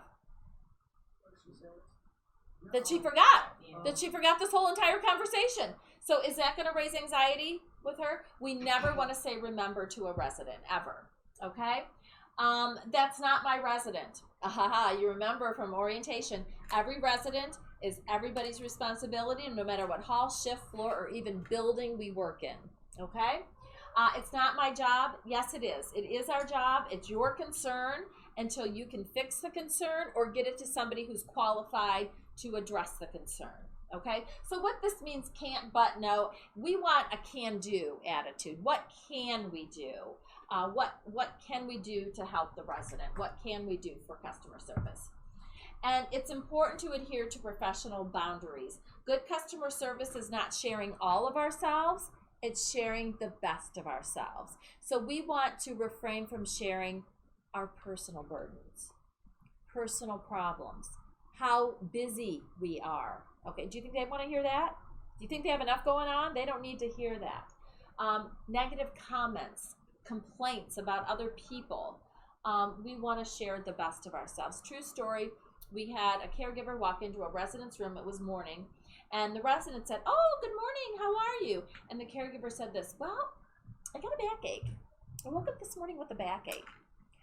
The resident didn't ring her call light all day long because she didn't want to bother the caregiver who had the backache. Now, do you see where those boundaries have been crossed? Let's keep those professional boundaries, okay? Those professional boundaries.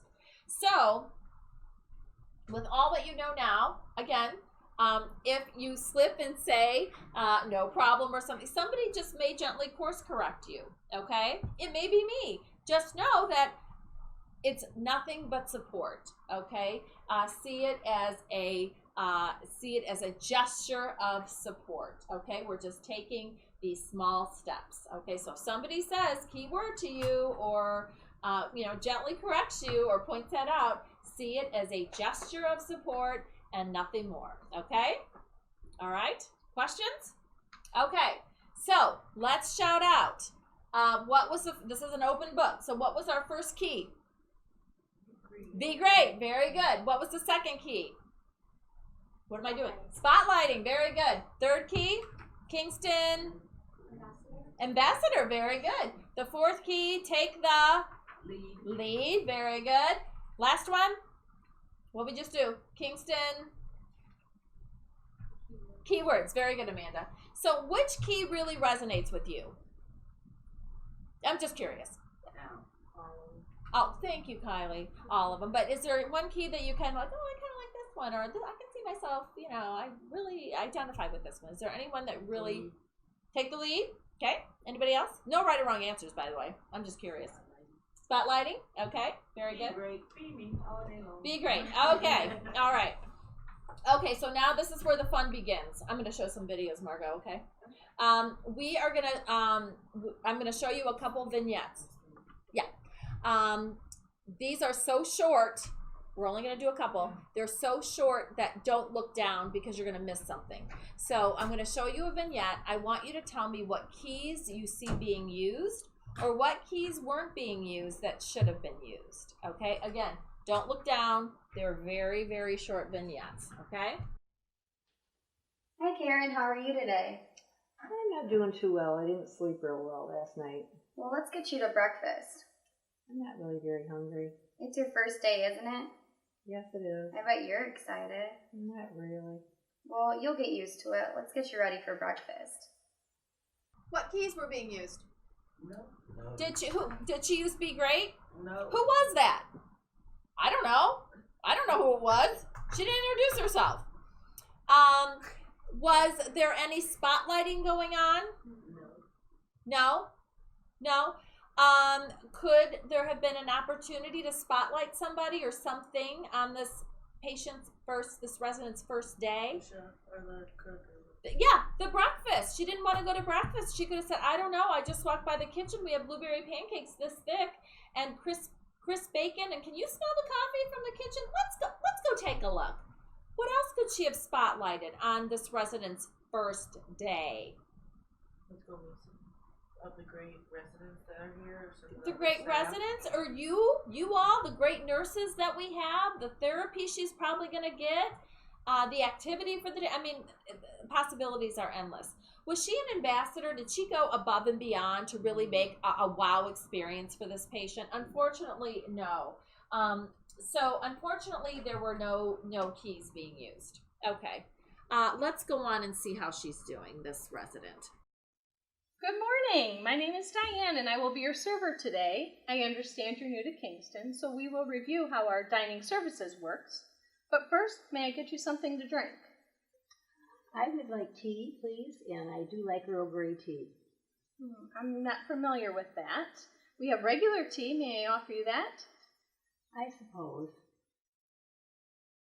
Mrs. McDonald, I spoke with Becky, my coworker, because she loves tea, and I asked her if she had any tea with her, and she happened to have Earl Grey tea. I asked if she'd be willing to share, and she offered the whole box for you. Can I get you any honey or lemon for your tea?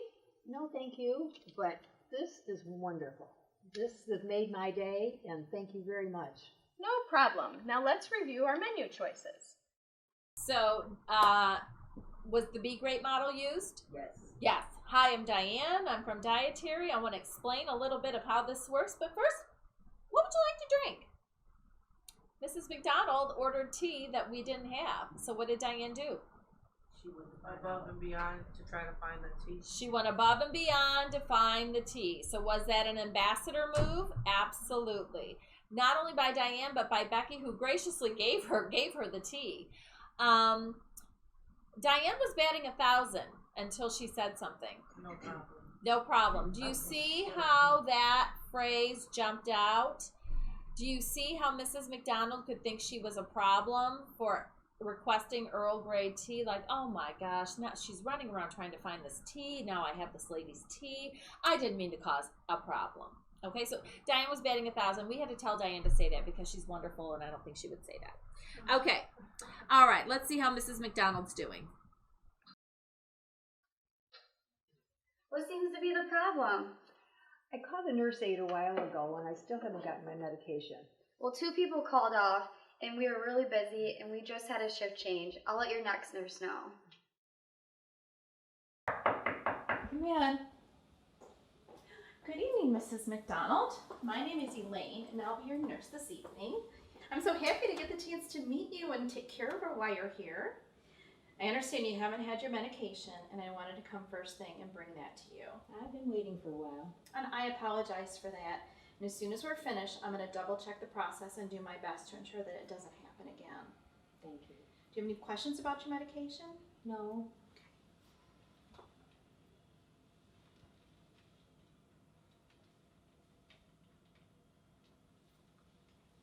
Thank you.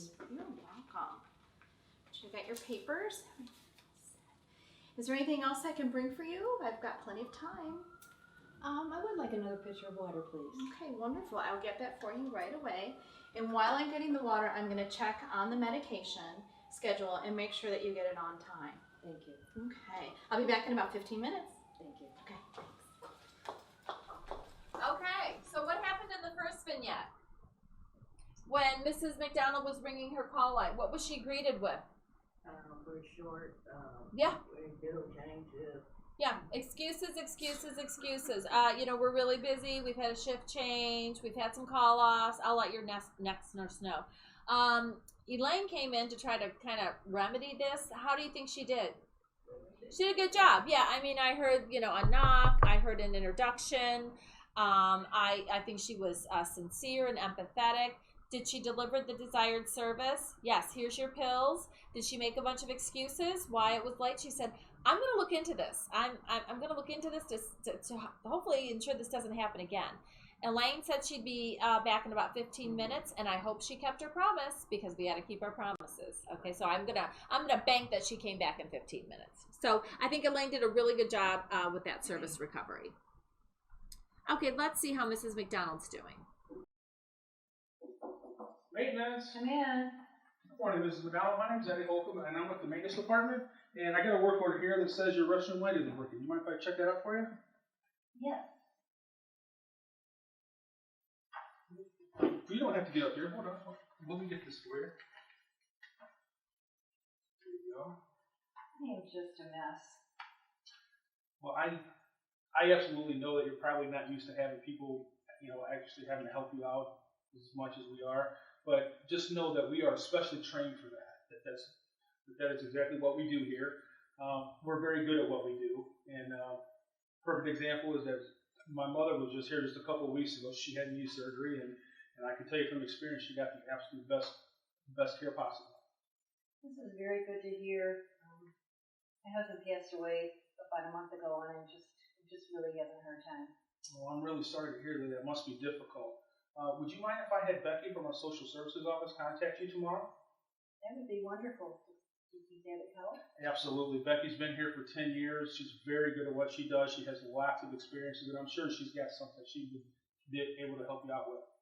That's really good to hear. Okay, well, I will definitely take care of it from here. And if you don't mind, I'm going to go ahead and fix that light for you. Thank you. Thank you. Okay, our own Eddie Holcomb. I just saw him yesterday. Okay, so how did he do? He spotlighted it really well. He did a really good job. He knocked on the door. Did he greet respectfully? Sure did. Hi, I'm Eddie from maintenance. I'm here to fix a light. Is that okay? Did he get to her eye level? I did notice he did that. When he saw she was struggling, did he kind of serve as an ambassador by, recommending social services come and talk to her, and he could arrange that for her, have Becky come down and talk to her? Did he spotlight? Yeah, he spotlighted not only Becky, but his own mom, who, personal spotlight that my mom was here, you're going to get really good care. Was he empathetic to her situation? I thought he was. I thought he really did a nice job. And he even said thank you at the end. So Eddie gets an A+. Now we're going to meet Mrs. McDonald's daughter, who is not happy at all. At all. So let's see how this shakes out. Last one. Hi. I'm looking for someone. I have a situation with my mom, and I just can't figure out who to talk to. Okay, have a seat. My name's Jennifer. I'm Director of Nursing here. I'm Rebecca. Hi, Rebecca. Nice to meet you. I am going to shut the door for our privacy. Okay. So please, who is your mom again? Her name is Karen McDonald, and she's up on the second floor, and this is her first day here. Okay. And I wish I could tell you that we've been happy, but already her first day has been a failure. I'm sorry to hear that. That is definitely not what we would expect for your visit or your stay here at Kingston. Please tell me a little bit more about what's going on. Well, she has been in a lot of pain, and I would think that a nursing crew would be on top of that, and she pushes her call button in a lot of pain, and they're not coming on time, and she's feeling miserable and sad, and I'm just really upset, so upset that I think I want to go somewhere else. Well, I can certainly understand you being upset. I would never want your mom to be in pain. Let me see what I can do. I would like to look into this a little bit further and see potentially where the breakdown occurred. Will you be here if I follow up with your mom and with you in a little while? Yeah, I'll be here at about 3 o'clock. Okay, I will definitely follow up with you before you leave and to check in to make sure that your mom is doing well and her pain is under control. Fine. Well, if it happens again, I'm going to make a couple phone calls. I do understand that, and it is our intention it will not happen again. It better not. Didn't you wake up that early? Hey, Mrs. Frederick. Hi. I did have a chance to follow up to your concerns. I also stopped in to see how your mother was doing. After looking a little bit further into how we responded to her call light, I will say that I found that the call light response time was much longer than what we would normally expect. And so we do have a plan in place to re-educate all team members on appropriate response, timely response to call lights. I did also want to follow up with you on your mom being in pain and not getting her medication timely. We have followed up with her doctor. We have a message in right now to see if we can get that changed from a PRN medication to a scheduled medication. What does PRN stand for? On an as-needed basis. So instead of her calling us when she's in pain, she will have it on a routine basis or on a scheduled basis. So she doesn't have to call and ask for it? Correct. Okay, that Correct. sounds good. So that is our hope, that we can help alleviate the pain that she's in, and then with the education of our staff, we'll be more responsive to her call light when she does have the need to press that. Great. Well, I appreciate the response. I hope it works out. So, I do too. Thank you. Here's my card. It has all of my contact information. Please, if there's ever a concern, don't hesitate to give me a call. I would be happy to be your contact person to ensure that we're giving both you and your mother the best care possible. Great. And you're in charge of the nursing? I am. Okay. That would be great. Thank you. Okay, so when Rebecca, the daughter, first went into the DON's office, what did the DON do? Listen to her. Yeah, how was she listening? Was she actively listening? Was she eye level, leaned in, good eye contact? Yeah, I thought she was. I noticed she also closed the door for privacy. Did the DON have a laundry list of excuses about the concerns? No. She acknowledged. Hi, we'll be done in just 30 seconds. No, come on in, have a seat. No, sit down. No, you're here. I don't want you to leave. Have a seat. She said, I'd like to look into this. And said, can I follow up with you? And she did, and she had a plan. She acknowledged that the call light response time was not our standards, and that we have a plan to re-educate all staff members. Reached out to the doctor to get that medication that schedule change, so it's on a regular scheduled medication on a regular basis. And here's my card. I'd like to be your personal liaison if you have any additional questions. So did she do a really good job of recovering? Yes. Yeah, I thought she did too. So we want to give a spotlight to that director of nursing. Okay, questions about what we've learned? We learned a lot. Okay, so I'm a big planner, so I think it's good to leave with an action plan. So if you want to turn to page 12, let's go ahead and do a little bit of a plan. So the first one, number one, please begin utilizing Be Great right away. So if you could, in that blank, write right away with all customer service interactions. Number two, spotlight one coworker, department, or the facility. It says at least once per shift. Is that what I said? 3 times per shift. Very good. So cross out once, put 3 times. 3 times per shift. If I'm a frontline caregiver, one of those times is going to be what?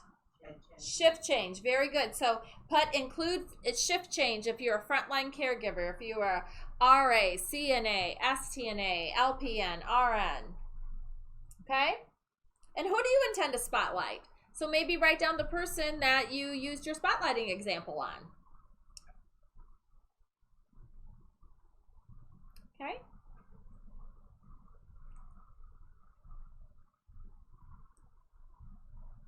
Number 3, identify and implement opportunities to serve as a Kingston ambassador. Where is an opportunity where you can serve as a Kingston ambassador? When can you serve as a Kingston ambassador? All shifts. Very good. If you want to write that down, Santa Fe, Toledo, all shifts.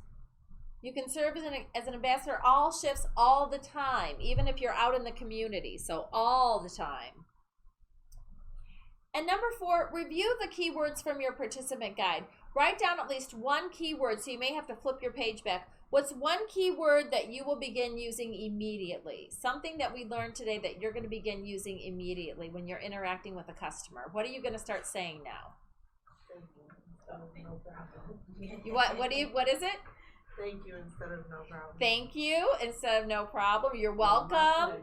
My pleasure is another one. Okay, write down what you're going to start using right away. Okay? All right.